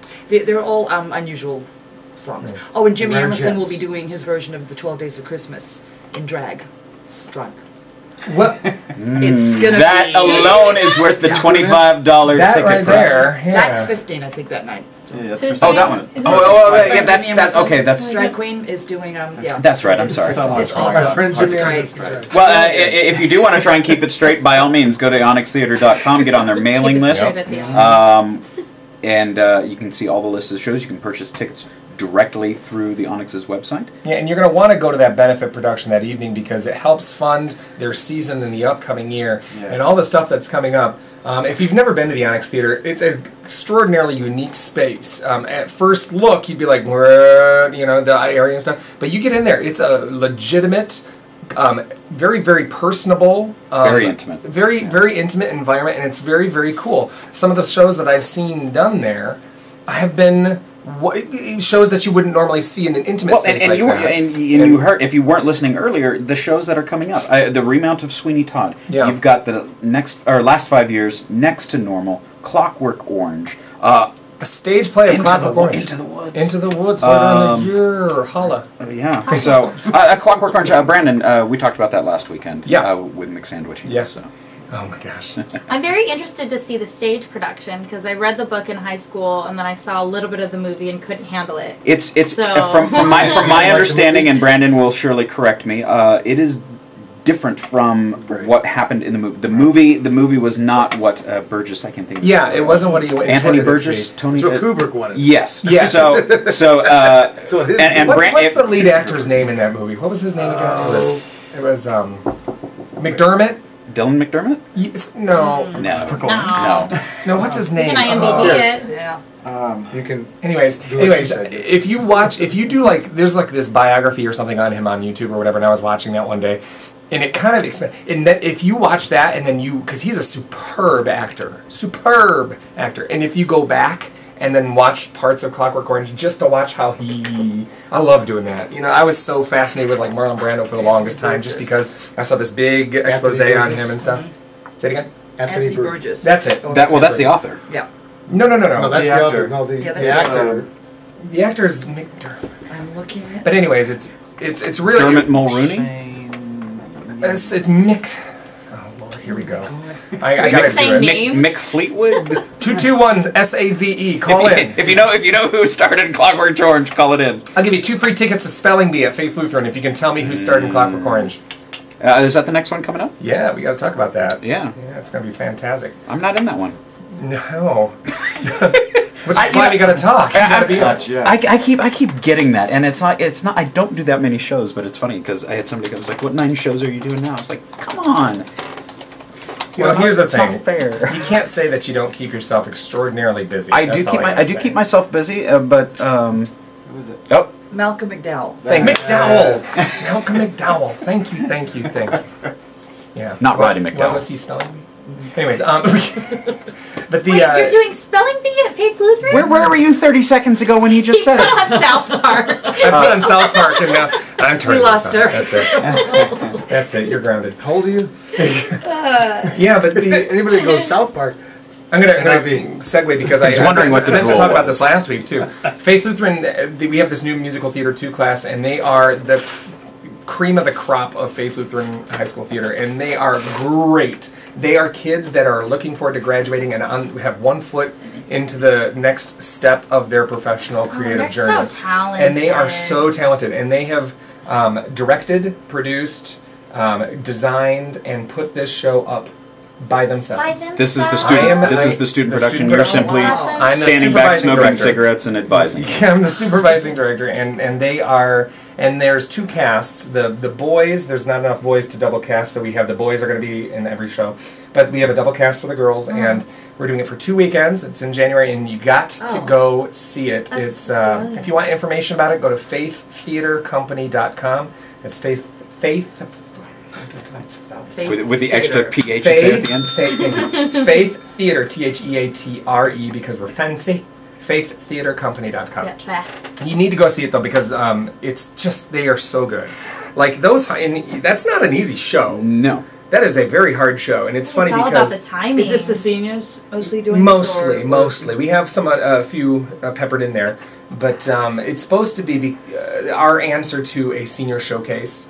Our answer, but I was very, very proactive in wanting them to be in charge of putting it together and putting it on its feet. We have 2 student directors, we have choreographers, it's all theirs, and I'm very, very proud, and it's making me a nervous wreck. You know, can you imagine just sitting by and watching people do it and wanting to go, you want to do this? You know what though? Those kids are so lucky having but you you as a director. you have the ability to advise. I mean, you aren't just sitting back and going, yeah, make your own mistakes. Yeah, and you know something, they do ask every now and then. They said, "What do you suggest I do here?" I said, "Well, you have two options: this or this. What do you want to do?" You know, and then they kind of build it together. And it was funny because last week we have coming out of Christmas break. You know, they have very little time. Then boom, that show goes right up. So they're looking at the tail end of rehearsal here, and they're just like, "We don't have enough time. What are we gonna do?" And I was just like, "What are you gonna do?" You know, it's like it's kind of cool to say, you got to figure out a plan. Yeah. And it's really Were you laughing that whole time? Just like a little tiny bit of me was kind of like Schadenfreude. A little, but they're handling it with such grace and poise, and they're taking great pride in it. And if you've never seen 25th Annual Putnam County Spelling Bee, it is a gem of a piece of theater that a lot of people, for I don't know what reason, don't know about. It is quite brilliant, and it's very poignant at times, and touching and sentimental, and everybody it's can find everyone can relate. Oh yes, oh yes, and it's funny. And Faith always puts their own spin on things, and we of course have volunteers. It's audience participation, and so yeah, I mean, go and have a good time. So are you going to have them throw in words that they're not quite sure how to spell? We're gonna put our own little words in. The script is great because it encourages you to do your own little flair, and it's topical. When it first came to Broadway, what 8 years ago or so, at least that long, something like that. And then time, it was all George Bush references and stuff. So they say so it was research. What can we do that's funny? And it was fun. It was fun. And that's which 2 weekends in January? It's not my show. I don't know. I gotta check. We'll be doing Sweeney. Yeah. We're gonna have to check it out. Hang on. Let me see if we have any shows that you can go to. Well, internet here is great. only if they're doing it Sunday night, Eric. Yeah, or Saturday matinee. Sunday matinee. We have a Sunday matinee. We have a Sunday matinee too. Oh, blast! I can go. We have January 11th through 13th and 18th through 20th. Sorry, Sweeney Todd. By the way, it's funny. I'm sitting here and I'm getting a whole bunch of hits off of Facebook. Brandon must say that again, would you please? Brandon Burke must be listening because he's not here. Because we were talking about the Clockwork Orange, and I got like hit after hit after hit. I guess people are asking them.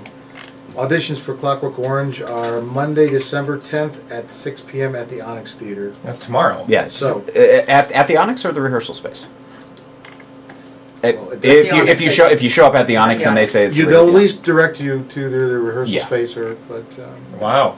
That's tomorrow. Listen, here's the thing. You don't have to be like a terrible big expert on this thing. If you've read the book or if you've seen part of the movie or something and it interests you, my recommendation is you still got time. That's something that we were going to talk about later in the program. Is preparation. And what you do to prepare and stuff like that. But there's this common thought in theater: you'll never get a job unless you just go and just do and do and do. So and I believe there's a number of roles in this production. Dancers, I believe there's auditions Tuesday as well. Jenna Wurzberger is choreographing the show and needs dancers as well. Hello. So. I'm a dancer. No, I was just looking at you. Because I remember her. Yes. And Brandon has a very unique mind. So if you know the movie at all and know how messed up the movie is, it's definitely going to be more so with Brandon, and he's got some fantastic ideas moving with this, and but there's a lot of different things. It's a play with music, so singing could be part of it for some individuals. I'm noticing more and more companies are using underscoring for their plays. Sandy Stein's going to be doing music for it. Yeah. Well, it is actually written as a play. Did he say what I love it. I don't think Brandon's looking for music auditions. He may have you sing. Really? He may have you sing, something 12 bars or something. Who knows? What would you sing for Clockwork Orange? I don't think she could sing just. This is my island in the sun. You get to sing more. Okay. 16. If you're gonna go sing something. Sing Kokomo. Heavy hand. Seriously, sing Kokomo by the Beach Boys. Seriously, sing that for Brandon. Sing what? Kokomo. Why? Because I'm not going to give things away. Do you guys have like a binder, like your Yes, audition? it's full of women. Oops. Heavy hand! This bell is dead. You hit it too hard. I like Tinkerbell with this thing. There we go.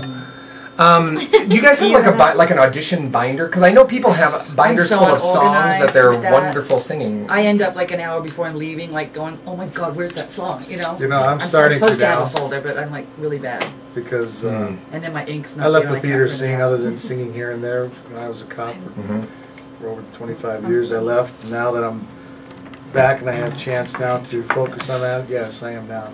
Pictures and. What about you, Glenn? What's Mr. I'm in everything right now. Glenn's got to have. Yeah, I'm sure Glenn has. What as far as prepping? I'm horrible because I for one I hate going to auditions where monologues are being asked for because they don't do that in Vegas, yes, really. They do. Yeah, what? I have. It's for me. It's one of those things. It's like I respect the directors in this town. Shakespeare's probably the only types of production that I would say monologues would be necessary, and they should be Shakespearean. But if you have a monologue in your binder that's 10 years old that you've done a billion times, it doesn't show that you can act. So basically, you're going in there with something that you can prepare something over 10 years, and then you go back to callbacks, and you're wasting the director's time if you can't act. Unless you're doing a monologue from the show that you're auditioning for. Right. That would be different. I would say Shakespeare, they're wanting to see how you handle the rhyming scheme, sure. And I would agree with that too, but yeah, I've been seeing that more and more with plays. Which reminds me, I got to mention another audition that's coming up tomorrow at Las Vegas Little Theater. It's The Tale of the Allergist's Wife. Yeah. Steve McMillan is directing that one. It's a hilarious. It's a very and this would be some auditions for some of the older actors. Yeah, well, I think it only has 5 characters in it, and one in particular, and I'm mentioning this only because I heard a conversation in there specifically looking for somebody because the character is supposed to be Iraqi. He's an Iraqi doorman, and so they're looking for somebody that could pull off an Iraqi doorman ethnicity. But the doctor and the wife are actually supposed to be 50s, 60s. Yeah, as well. and they're supposed to be. They're very eccentric and theater people in New York, and it's very fun. It's a very very funny show. And highly recommend it if you're looking for a good, sturdy play to invest yourself into. Look at that one as well. Lots of auditions. Yeah, there was auditions today for Cockroach Theater for their next 2 productions. They're doing Death of a Salesman, too. Not yet. Death is the last one in the season. The one that they were doing today was Gruesome Playground Injuries, and the next one I can't think of it off the top of my head. And you know something? I'm loving the fact that this city is starting to turn into a place where you can say, if you don't like what's going on in theater right now, just wait a couple days, and then something else is going to come your way. You know, and Signature's coming back. How are they now? Yes, I was wondering if they would come back. I spoke to someone a couple weeks ago. Are you the ghost Signature admin? Well, here's the thing. I'm on the board of directors for Signature. What's that? I'm on the board of directors I for thought Signature. something, when I saw you. And they are bringing a show to the Summerlin Library this spring. Library. Can we know what it is, or is it super secret? No, here's the thing. I don't think anyone's putting anything under lock and key. But they were going to do one thing, then that got scrapped because of the rights were not available because they're looking to remount this show, and it was they were going to do My Fair Lady. Oh. And it looks like they're remounting it. They did that, right? Yeah. Yeah, they did it a while back. They did it a while back, and they were going to do another one of it. And so now they're not doing it. Now they're looking to obtain rights to Camelot. So they're thinking about doing Camelot in the spring. That'll be fun. I can reprise my role. There you go. And then in the fall, I know that they are doing a fall show. The fall show has yet to be determined because there's several people that are looking to direct. And I know that the executive board is still working. Well, I would say Into the Woods, but the ONYX is doing that. Who might be directing the Saigon? Deanna, oh gosh, and I'm going to mess up her last name. It's Deanna. She was on the board about 10, 12 years ago when Signature first came on the scene. She directed a couple things, including My Fair Lady and I think The Foreigner and a few things with Signature. And she's very excited to be back in directing again. I guess Camelot's one of her favorites, so she's going to take an awful lot of personal investment in it. That's the show that. Oh, go ahead. No, I was going to say that's the show that got me back into Camelot. I was cast as Arthur back in 2002. Yeah, I saw the pictures of him. And I hadn't done theater for maybe 4 years Who's before directing that. again? I'm not sure. We were just. Oh, you're just chatting. Her name is Deanna, and I can't remember her last name. She's awful, awful nice. She's awful. She's awful, Just awful nice. nice. She don't, I like to leave it to the end. She's awfully, awfully wonderful. No, but she really is, and you can understand Signature's been kind of off the map for about 1.5 years now. With this debacle with Summerlin Library and kind of this up in the airness about what are we going to do? Should we close shop? Should we move to another location? They actually were in negotiations with Starbright Theater for the longest time, and that space just isn't conducive to the types and caliber of shows that Signature wants to do. So then my question is, did Summerlin Library say, okay, you win, or did they say, okay, I believe there was some compromise. There was a big story that kind of went down about that, and I don't know all the details, but I do know this, that there was a healthy compromise. That's great. There was a rate increase, but it wasn't nearly the demand that was initially. It wasn't 20,000%. Right, and so it was something where both respective parties could meet halfway, and I think everyone That's is great. just That's thrilled. what it should have been from the beginning, Yeah, because nobody yeah. wanted to see Signature close. No. It's too much good comes out of that company. But Their productions are truly beautiful. when you have a government business determining what is artistic and when you get Clark County involved with that kind of stuff, And you know something? Yeah, there's an awful lot that I think went unsaid about that situation. I think there was. When you get government involved in I theater, truly think that there was clerical errors and people not wanting to own up to the fact that they just didn't know and stuff like that. There was an awful lot of stuff, and all of which I don't know the details about, but I do know this. I give tremendous kudos to people who stepped up and said, the community needs to take a stand on this. Yeah. And people like Dr. Keith Bowman and Dr. Carl Larson and people who, and that whole group from Summerlin Dance Academy and Broadway Bound, that group was tremendous in getting the voice out there about this problem. And so everything really, really came to fruition. At a very good time. Everyone's thrilled to be going back there. Broadway Bound's going to be doing their show there. It's just going to be a place that we can enjoy theater again. Well, everyone wins that way. I mean, yeah. The library lost. I mean, nobody could afford to put on productions there anymore. So yeah, and from a corporate perspective, I didn't think they care, and I think that was the biggest problem. Well, and having to pay library staff to be there to run the booth and all these other things. The fact of the matter is that the library was paid for through public funds, so shouldn't the public have something to say about it? Right. And it took a long time for the public to even get a voice. To get to that point. Yeah. But it did happen, and Dr. Bowman certainly a huge cardiologist and individual. This man is a huge supporter of fine arts in this city, and he's a very, very, very good guy. So I'm just giving a personal plug. And a cool house. And he's a great house. He does have a cool house. You can see the whole city from his roof. Can I say something? Yes. Kim Glover just texted me and wanted to. Please. How come these people just don't call the station? I don't know. I don't think they know the well, Kim Glover, I'm disappointed in you. I always want to talk to you. She sent me a picture of these shoes that she found today. Those are hot and thought shoes. of me. Those are hot so shoes. That's. Is she going to wear those for her I don't. beggar woman? She said hello, and she said, and I won't say what she said. Tell them the beggar woman is more important than the stupid beetle guy. Yeah, and then some other stuff. So I say mischief. I have a truncheon and I'll beat you with my truncheon. Storyline-wise, we could argue both sides. She's amazing. This is not me, fluffing your feathers, Kelly. But I've always seen Sweeney Todd as Mrs. Lovett's story because a lot of it does focus around her life. I personally. I did this big paper on it in college because I love Sweeney Todd. It's probably my favorite piece, just because it's so layered. One of his masterpieces. Yeah, and I love it that it's the ultimate romance because he is so much in love with his wife, and he is so. And I think that when this terrible thing happened to him, where he's sent away to Australia and put in this deep dark hole for years and years and years, I think it shuts off his reality. His reality has stopped. And all he can think about is that moment and his wife and this love that he had for his wife. And so when he comes back, he's living an alternate reality. And he's living out this different course. And the only thing he's trying to do is get back to here so he can resume this reality. And it's put blinders on him. And it's like, I argued in this paper, it's so funny, that I like to think if anybody knows me personally, they'll tell you, I'm Mr. No Confrontation. I can't deal with it. For some reason, I try to avoid it at all costs. If if I have a problem with somebody or somebody has a problem with me, I usually just have a tendency to avoid them, just because I don't want conflict. I don't like it. It shouldn't happen. But if somebody were to do something to my wife, would I turn into a cold-blooded killer?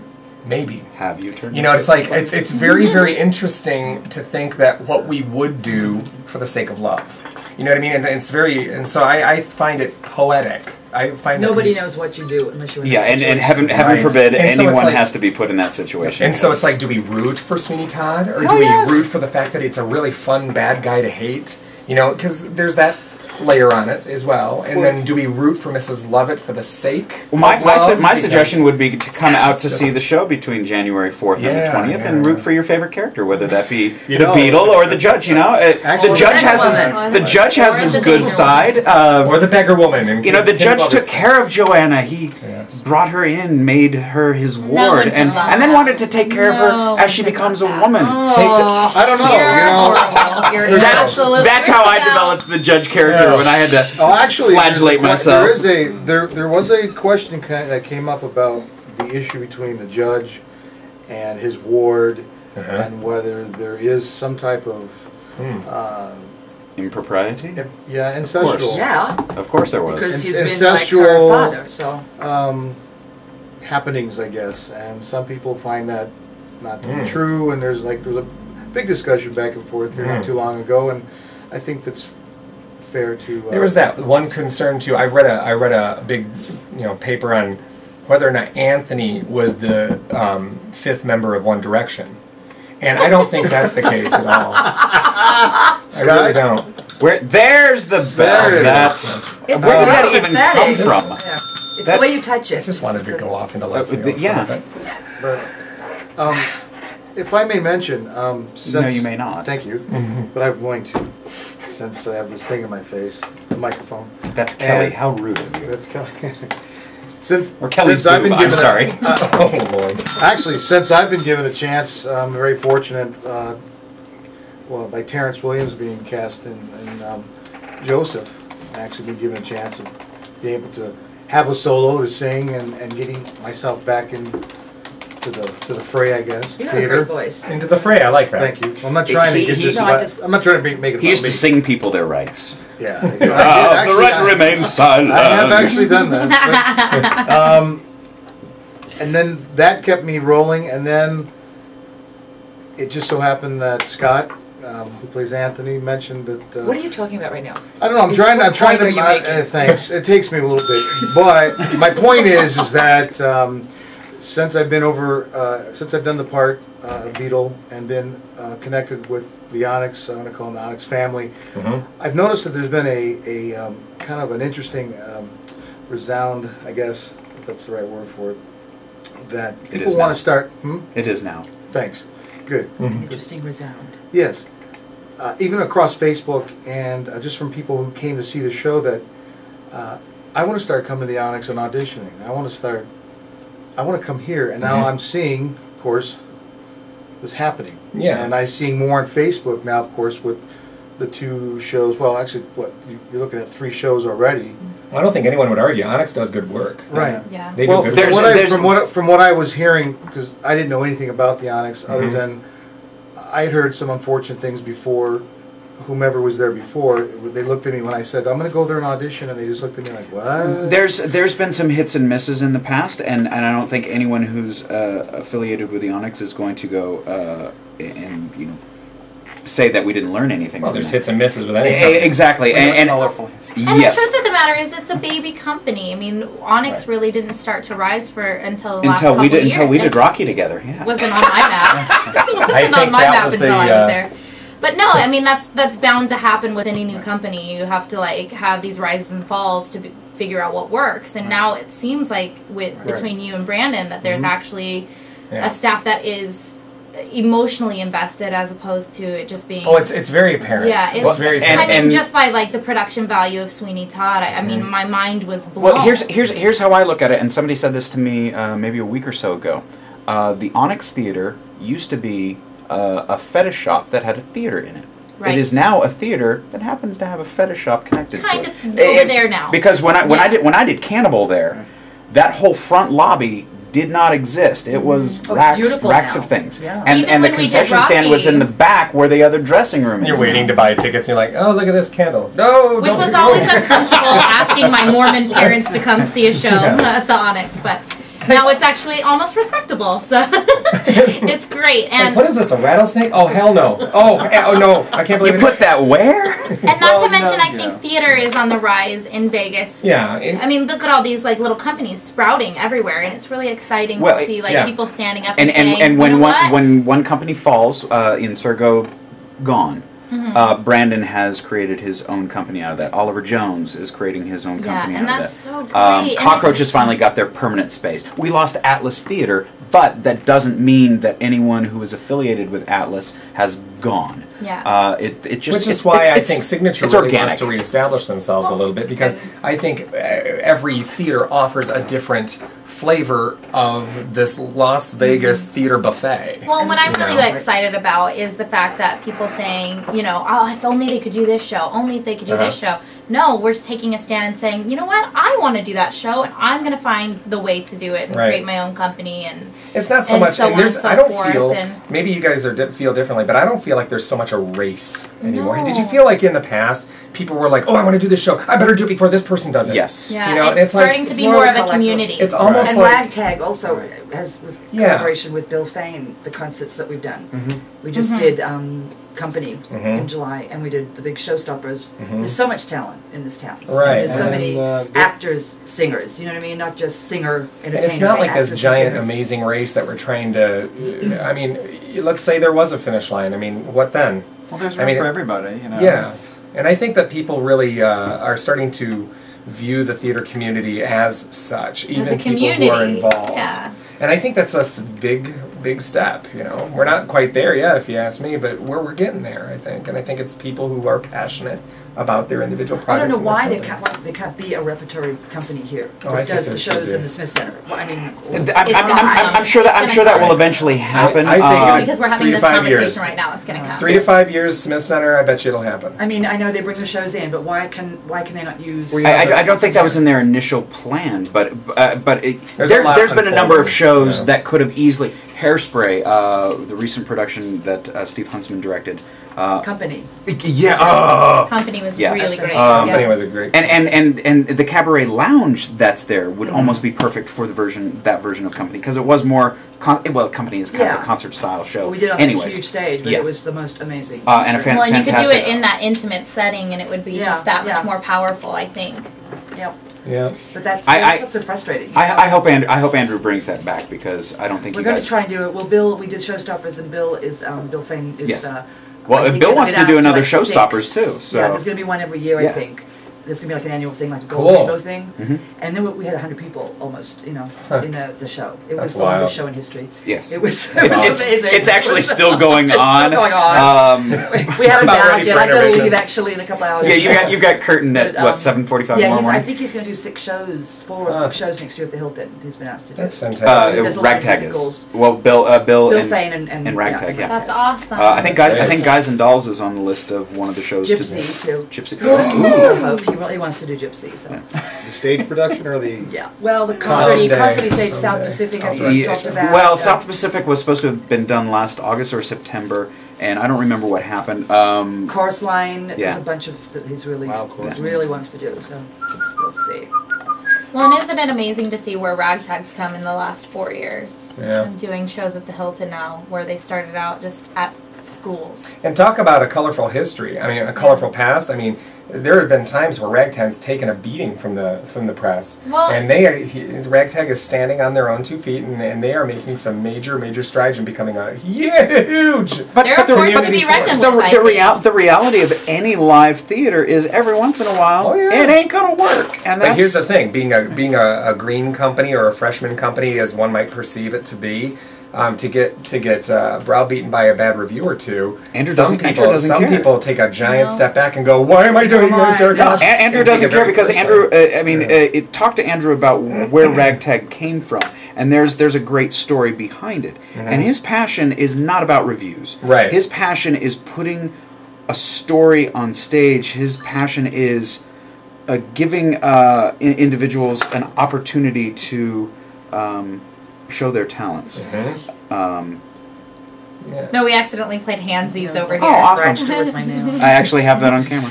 Cute. Yeah, and I just No, think and I it's love great. that about Andy. He's like resilient. I think Oh, yeah. that's the best word to describe him. And if you've ever met him, you'll know his personality reflects that. Yeah. He's a very determined, driven, funny guy. He's a funny guy because he loves what he does. So, you know, you got to respect that.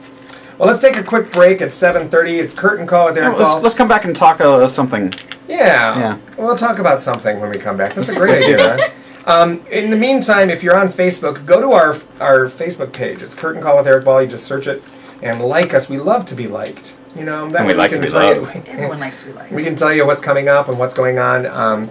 Also, if you want to subscribe to our YouTube account, you can see all of the archive interviews and everything that we've done in the past. And if you too want to be featured on Curtain Call, if you have a show that's coming up, or if you're a local artist, next week we're going to have 2 local artists going to come in and sing a song, and we're going to do all kinds of stuff. And are they going to wrestle as well? They're going to jello Yeah. and wrestle. And Because we like to mix our media. We do. You know, and I'm not sure how the wireless mics are going to hold up, but we'll figure that out. I won't be They're here. gonna sing sadly. and wrestle in Jello at the same time. Yes. I love it. Yes. So, anyways, in And the then meantime, act out the Fountainhead by Ayn Rand. In the meantime, just so long as it's not Gilbert Godfrey reading 50 Shades of Grey again. Oh, see? So, in the meantime, listen to this message from our sponsors, and we'll be right back with Curtain Call. You can't go back. No, but you want to. I know. That's... Damn it, shut up. Well, bad reviews aren't necessarily a bad thing. No, well, any review should, as long as the review is constructive. Exactly. There should be constructive criticism in the bad review. Which is what I like about the boys over at LV Taps. They find something good to say in any show, even if it's horrible. I agree with that. Yeah. I think that adjudicate, let's take for instance an educational level. When you go for adjudication, you take a piece to be put in front of third parties that are there to do nothing, to give you constructive criticism or criticism. They do a healthy dose of both. And I know that they're dealing with things out of their control, like how many words and how much inches they have in the paper. But I don't know, man. If I were a reviewer, and I'm not, thank God, I would want people to come. I would want people to want me to come, and that would be to be honest and to offer good and bad.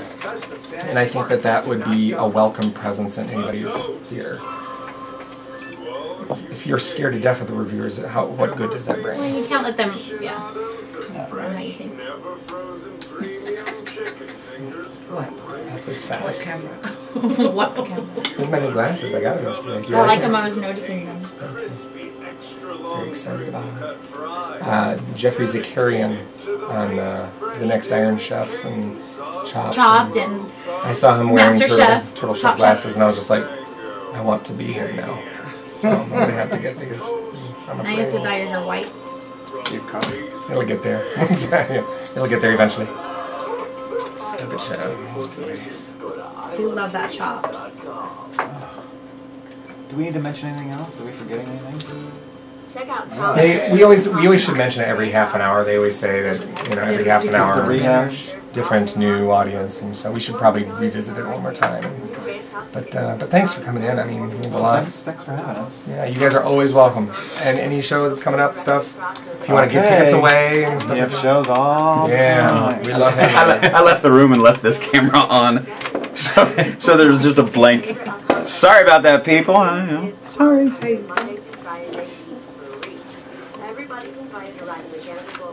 Everyone's invited to ride the mechanical bull. Except Tanya Harding. Tanya Harding is not welcome.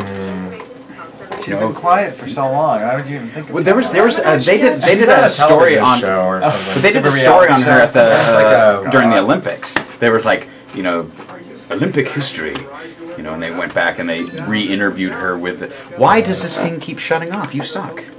Cheap $20 Nancy camera. Kerrigan didn't prove herself to be anything special either. She fell off the face of the earth. Maybe she had it coming. We don't know the other side of that story. We don't know what she was like backstage. I know that she had horse-like teeth. I mean, anybody that can be unhappy at Disneyland. That's going on. I liked it. I don't want to go to school tomorrow. Kim, I don't want to go to like school the tomorrow. shoes. I said, I'll get you behind the flats. Oh, dude. I'm like, and it's something about you. I don't know why you're here. Kelly just showed you.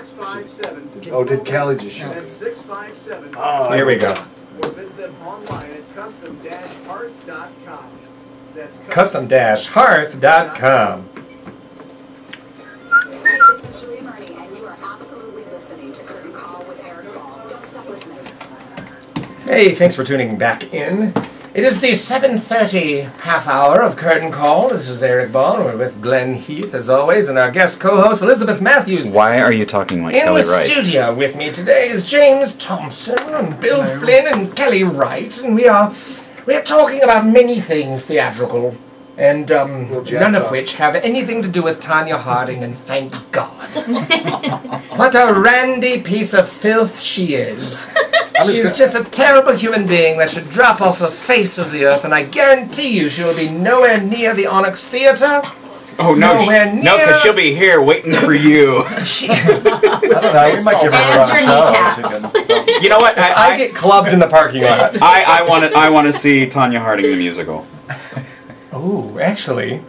Could you imagine? If you hear that out there, local I've never boys, What was it? Dave McKee. He posted something about wanting the creators of Great American Trailer Park to write a different musical, and I was just like being clever, and I said, no, they're busy writing Honey Boo Boo the musical. That's brilliant. You know, I've never seen any stage adaptation of anything that has to do with ice skating, though, ever.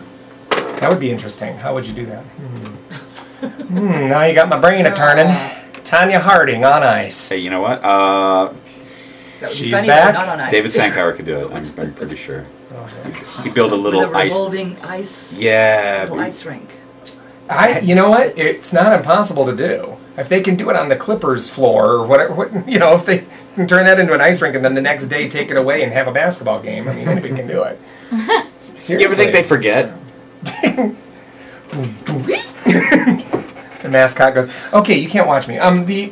We were talking about 3 upcoming performances that you need to take note of, 2 of which are this Saturday. And actually, we should mention something on Friday. Friday is the Cabaret, Sandra Huntsman's Cabaret's Friday. Yeah, the Christmas Cabaret with lesser known songs. Rarities and Uncommon gems. Right. I want a hippopotamus for Christmas. Please tell me that's no. It's a great fun. Nobody's singing that. Yeah, and so you need to go and check that one out this Friday.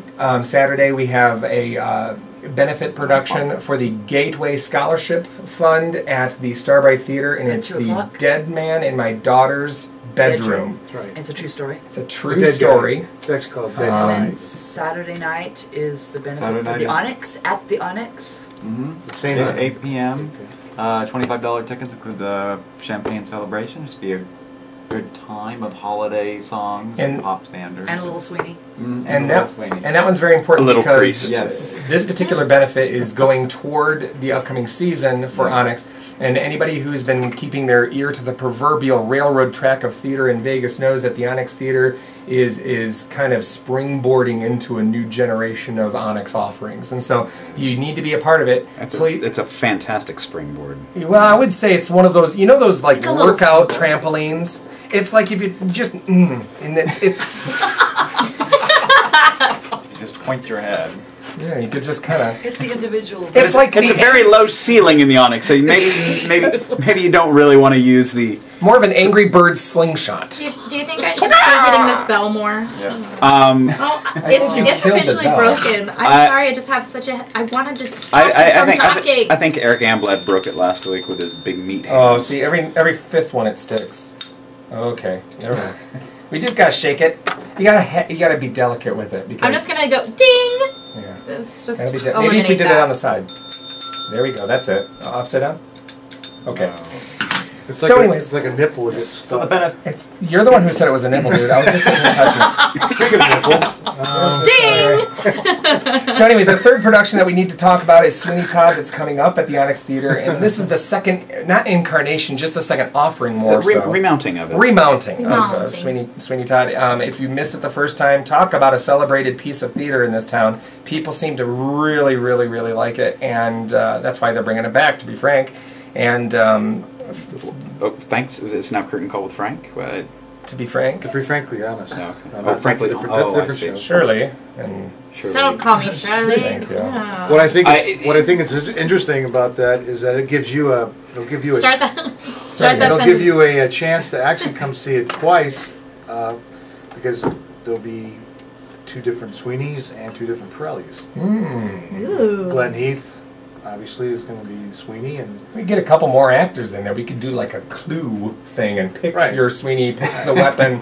What I believe it was Sweeney Todd in the conservatory with a lead pipe. Ooh, someone should do Clue. You know something though? I'll tell you right now, the Clue musical. Yeah. No? You know we do. That's another one that could be redone. Yeah. I mean, you're talking about all these shows. If they're going to turn movies into musicals, all these brilliant shows. They're doing Beaches, the musical. That's in the workshop. What? Wow. No. Nobody wants to see that. Nobody wants to see that. What's the other one that I heard of? The Rocky, the musical's in Germany right now. I heard about that. Actually, that one might be okay. That one might be okay. Adrian!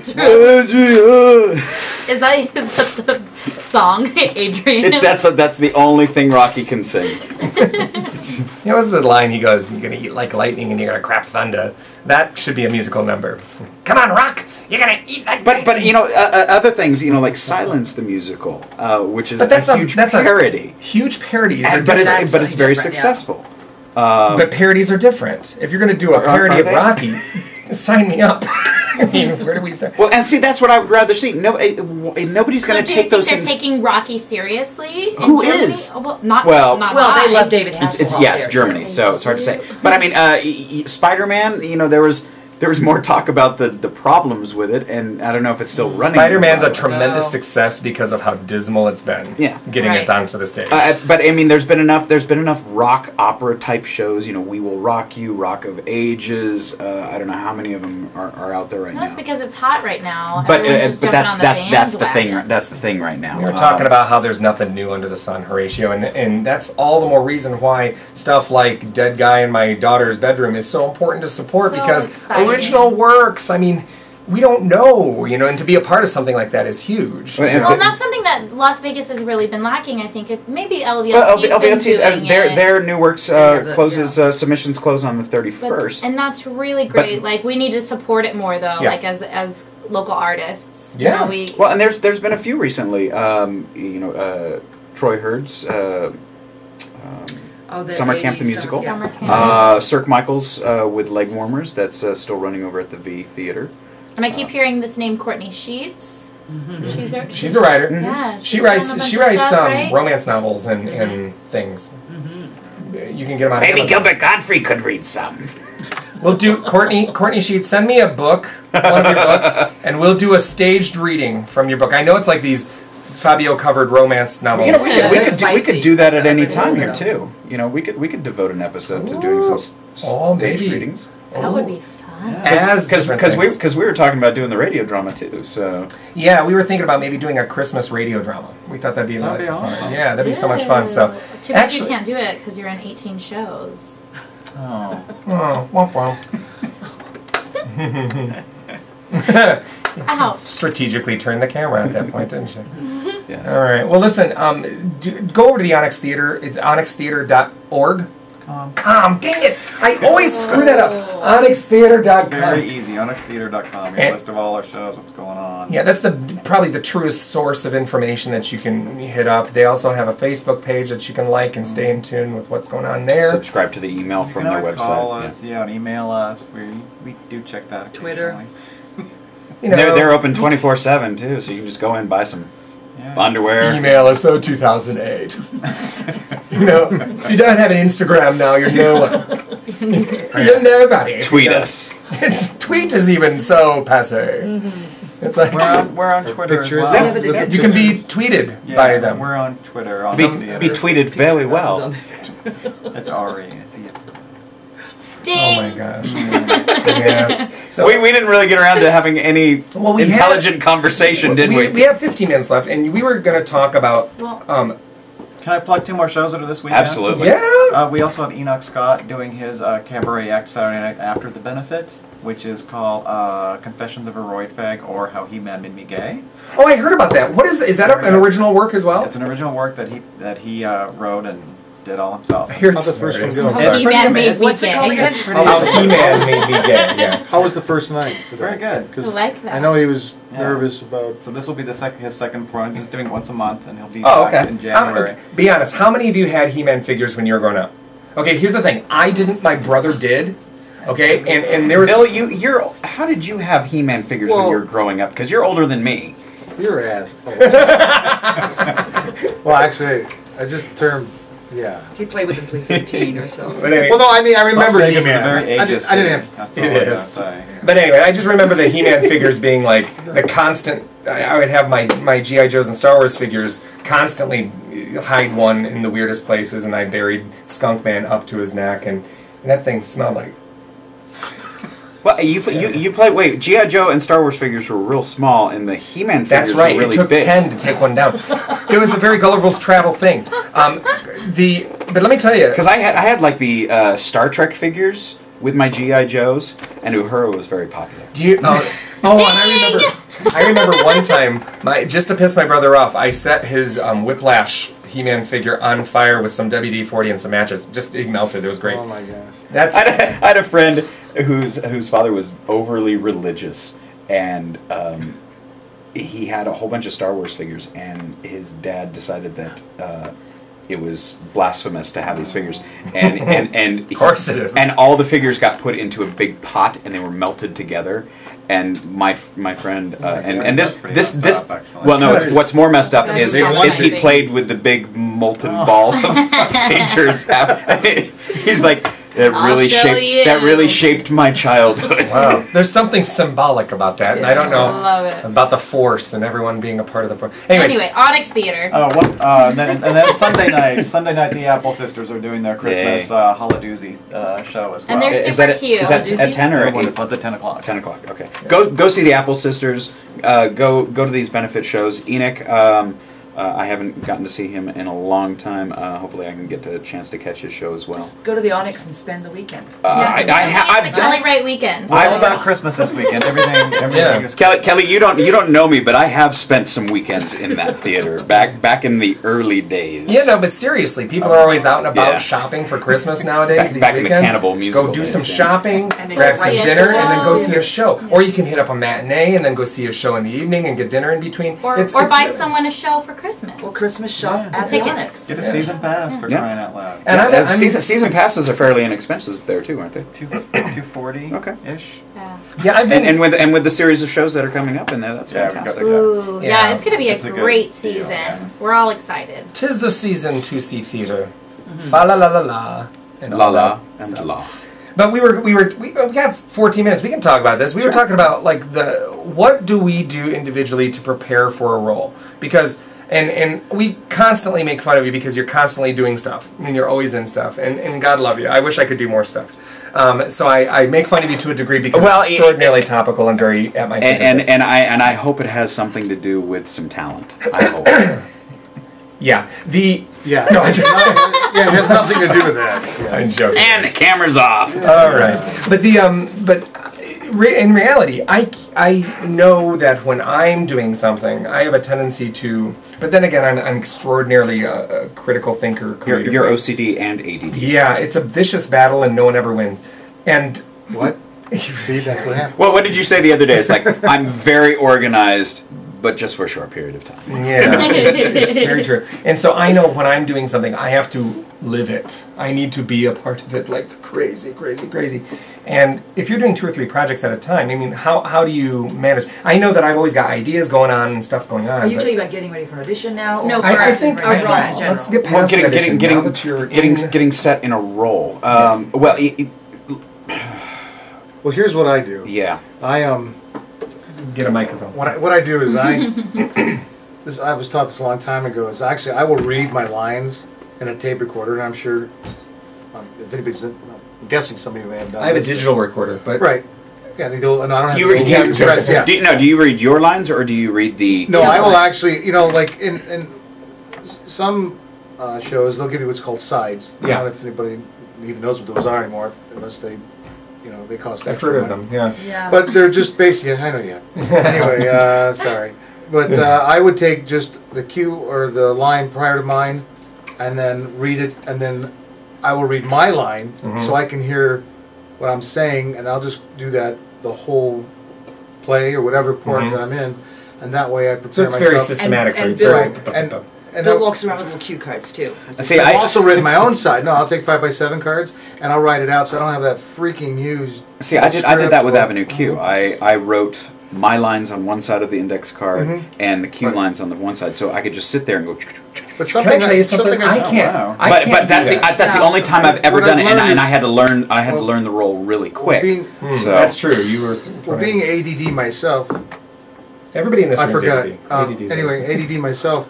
Actually, handwriting it helps me memorize a lot easier too. I can't do that. I read and I see it back in my mind. I can see the page. I can get that way sometimes too. You have a photographic memory then. I guess somewhat, because I know. You know that line is on the top of this page. Yeah, I know that, and I know what's coming next. I can't. I don't think that way. I have to emotionally be invested in the moment. Well, I guess the question is less like to memorize and everything. I'm not saying. Well, it all works together if you're doing that. But that's not what I meant. Isn't the question less about memorization and getting into the characters? Yes. Yeah, and deeper motivation. And I think that's my biggest problem is that I paraphrase like crazy. Yeah. And part of that is because like with the current show that I'm doing right now, there's a lot of different things that Erik Amblad did that I've never done in 15 years. We had a couple of weeks of table readings and discussions and sitting there fleshing out things at a table before. Sometimes sorry, but I love that. But that was the first time I've never had that before. We kind of did that during during Assassins. Maybe a little bit, but that was the intention. I was in 4 other shows at the time, so I didn't have a whole lot of time. Yeah. No. But every show for me is a little bit different. I've used index cards. I've never recorded anything. I don't find that helpful to me because I don't like listening to my own voice. Well, if I could do it at a table read, fine.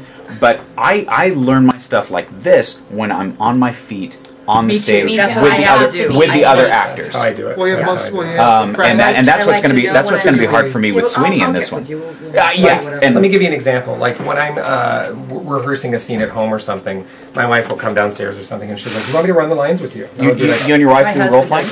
Yeah, usually. Awesome. And I say, "Fine, get the suit of armor." Ding. But she'll read the lines, and I sometimes stop her and I say, Can you do it kind of like this? You got it. All right, that's it. Because 1 hour 56. You got to see what Erik is doing.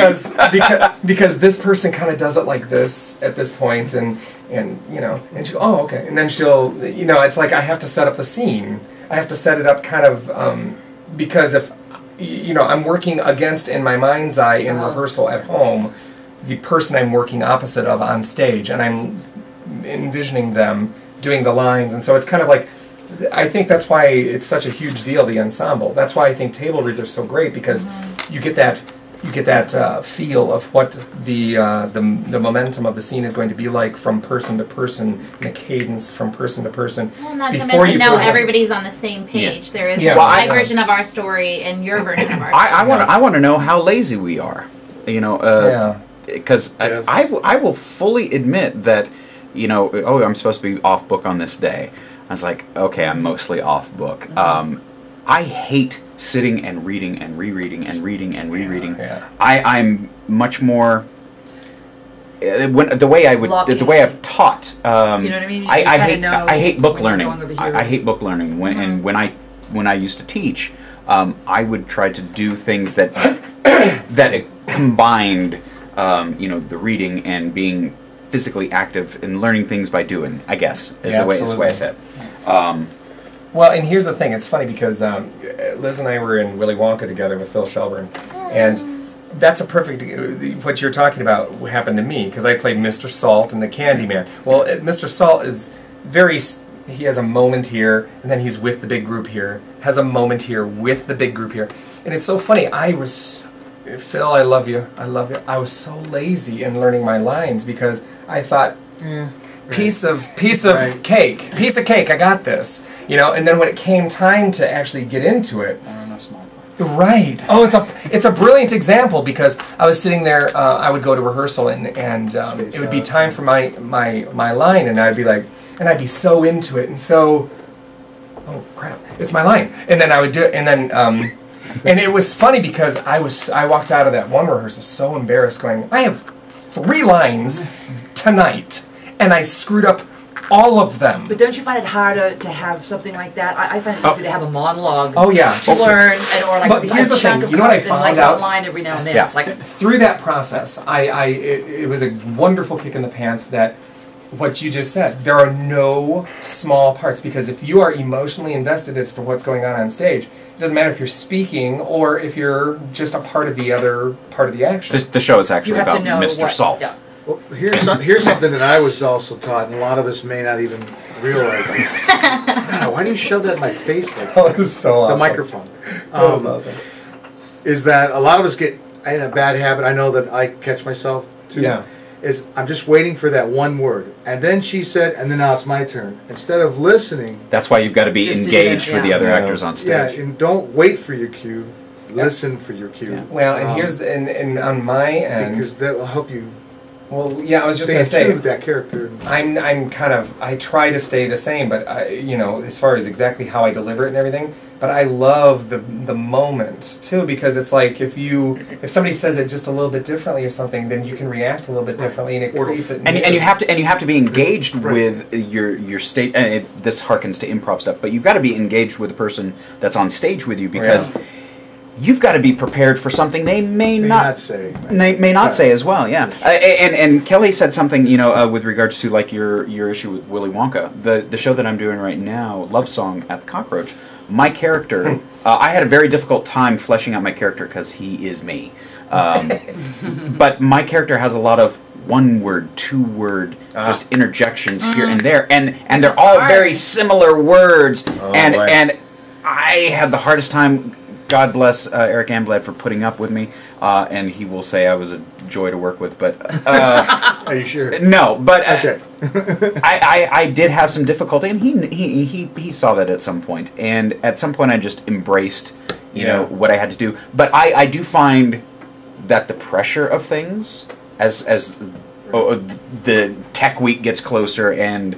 We got a show in a week. I better learn. That pressure really kicks me into full gear, and so I'm until about a week and a half before curtain, and then I'm focused. What about Biloxi? Biloxi was easy for me in the sense of lines. Andrew will argue with me because I was the last one off book. But Sergeant Toomey has these page-long monologues. My blocking was very easy. Pace here to there. March from there to there. All I did was just go back and forth with the troops. But for me, what was difficult about Biloxi was, again, fleshing out a character. I was in the Marine Corps and know what drill instructors are like.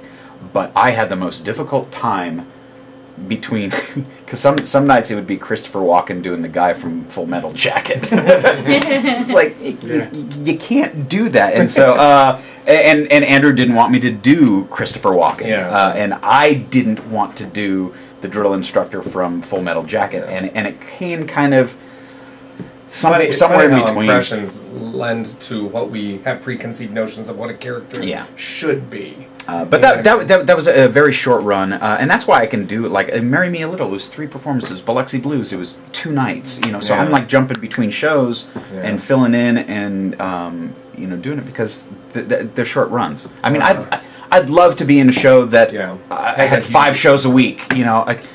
I'd love to, but this is a bad idea to start this conversation because now I want to talk all about it and we gotta get going. I want to interject. We don't have time. And mention a little something. Please, please. Matt Donnelly. His wife is in the Apple Sisters. Is an Apple sister. Also he married an Apple sister. Well, he did. She's actually in Jersey Boys as well. Yeah. She's a Jersey girl. Yeah. I like Jersey apples. Anyway, the point of that is he is putting together a sketch comedy writing class. Oh, fantastic! So sketch is kind of like a lost art here. In Is he doing that through Improv-Vegas? I'm not sure if it's related, but he's in charge of Improv Vegas. Well, he's influential with it. Influential. But he's been doing some writing for Penn and Teller. He's been doing some other television writing. So by all means, I've worked with Matt for the past few years. Yeah. If you are interested at all in writing, he does have plenty of experience behind it. Yeah, December 16th at noon to 3. Tasty Space, which is on Fremont. There's a Facebook thing about it. It's called Last Dropping Class of the Year, blah, blah, blah, for sketch comedy if you're interested. Definitely go check it out because I'd like to see such sketch comedy come back to Vegas. That's a very good possibility, says this little birdie who's heard some things on the grindstone. Well, we will talk when this microphone is done. There you go. That's Sunday. Well, that's this Sunday. Yep. Well, unfortunately, we're going to have to sign off. We're going to have to sign off. We're winding down on time, and we don't want to get kicked out. So, listen, if you are tuning in for the first time, or if you're a regular listener, please catch us every Sunday from 6 to 8, so you can hear the latest and upcoming theater. And if we don't happen to be on 6 to 8 because of some sporting events, catch us on YouTube.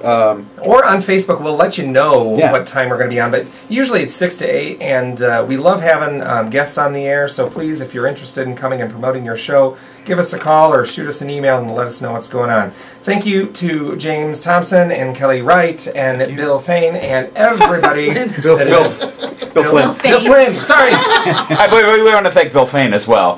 Bill Flynn. I'm sorry, Bill Flynn. And thank you to our guest co-host Elizabeth Mathews. Thank you to our producer Chris Scott, who's in the back room, always doing the grunt work for us as we invade his space every Sunday. And Glenn, thank you for making everything come together with these amazing archive footage. I have so much fun, and I'm very grateful that you cast me in Little Shop. Well, to be a dentist. Ladies and gentlemen, thank you for tuning in. It's been a pleasure. Hope to see you next week on Curtain Call with Erik Ball. I hate Tanya Harding. She's going to replace Kathy Rigby as Peter Pan. We need a bumper. We need a bumper for, hi, this is Tanya Harding, and I hate Curtain Call with Erik Ball. That's great. So what have you hit? Smash his kneecap. Cockroach and LVLT are looking It's good to have an enemy. I think that's fun. It needs to happen. There's a need for it. It takes a lot of time to do sketch comedy stuff because not only do you have to create the scenes and spend the time in Saturday Night Live, that's all they do, but that's what they do. They do improvisation based on certain ideas. Certain people come to the table with ideas and they flesh the stuff out and then they write it, and that's all they do. For Feed the Monkey did a lot of it, and I haven't talked to Joe Hines, but I'm sure that he'd like to. I know Joe wants to bring Feed the Monkey back in some form because that was probably the most successful sketch writing outside of the Second City. Well, they got the Sahara and then. Where's that at? I'd like to see it. Sunday? Where's that? Sunday at the I like sketch comedy. Lost Art. At the la Tasty Space on Fremont Street. Tasty Space. Is that in the Experience, or is that like? By the red. It's 520 Fremont Street, Suite 150, Tasty Space. That's probably just his apartment. Gallery. At Emergency Arts. Oh, okay. So it's right there across the street from Doug I'm just sitting here. And that's free. Does it cost you? It's a $10 fee. $10? Yeah, but basically he does that so he can pay the space and Oh, that's cool. Get people who are serious about it. And support his drug habit. Obviously. Matt's one of the improvisers that's been around for a little bit. He was in Wayne Brady's show for a while. He and I had a show at Palace Station, and then he had his own show. We had one in Town Square together, but he did the tarot reading improv, which was a lot of fun. And because he's good friends with Penn Jillette, he got a lot of celebrities to come in. That was It was at the Palms. Didn't he do it at Terrence's Theater for a while too? He did 1 or 2 shows at the Town Square Theater because Matt was involved with free beer at the very beginning. And then he got involved with other things. Well, I appreciate you guys sticking around for the show. Thank you. Can we get a picture with you? Yeah. All right, everyone say goodbye. Camera 1, bye-bye. Camera 2, there's Bill's crotch. And say goodnight, Gracie. Oh, he didn't do that.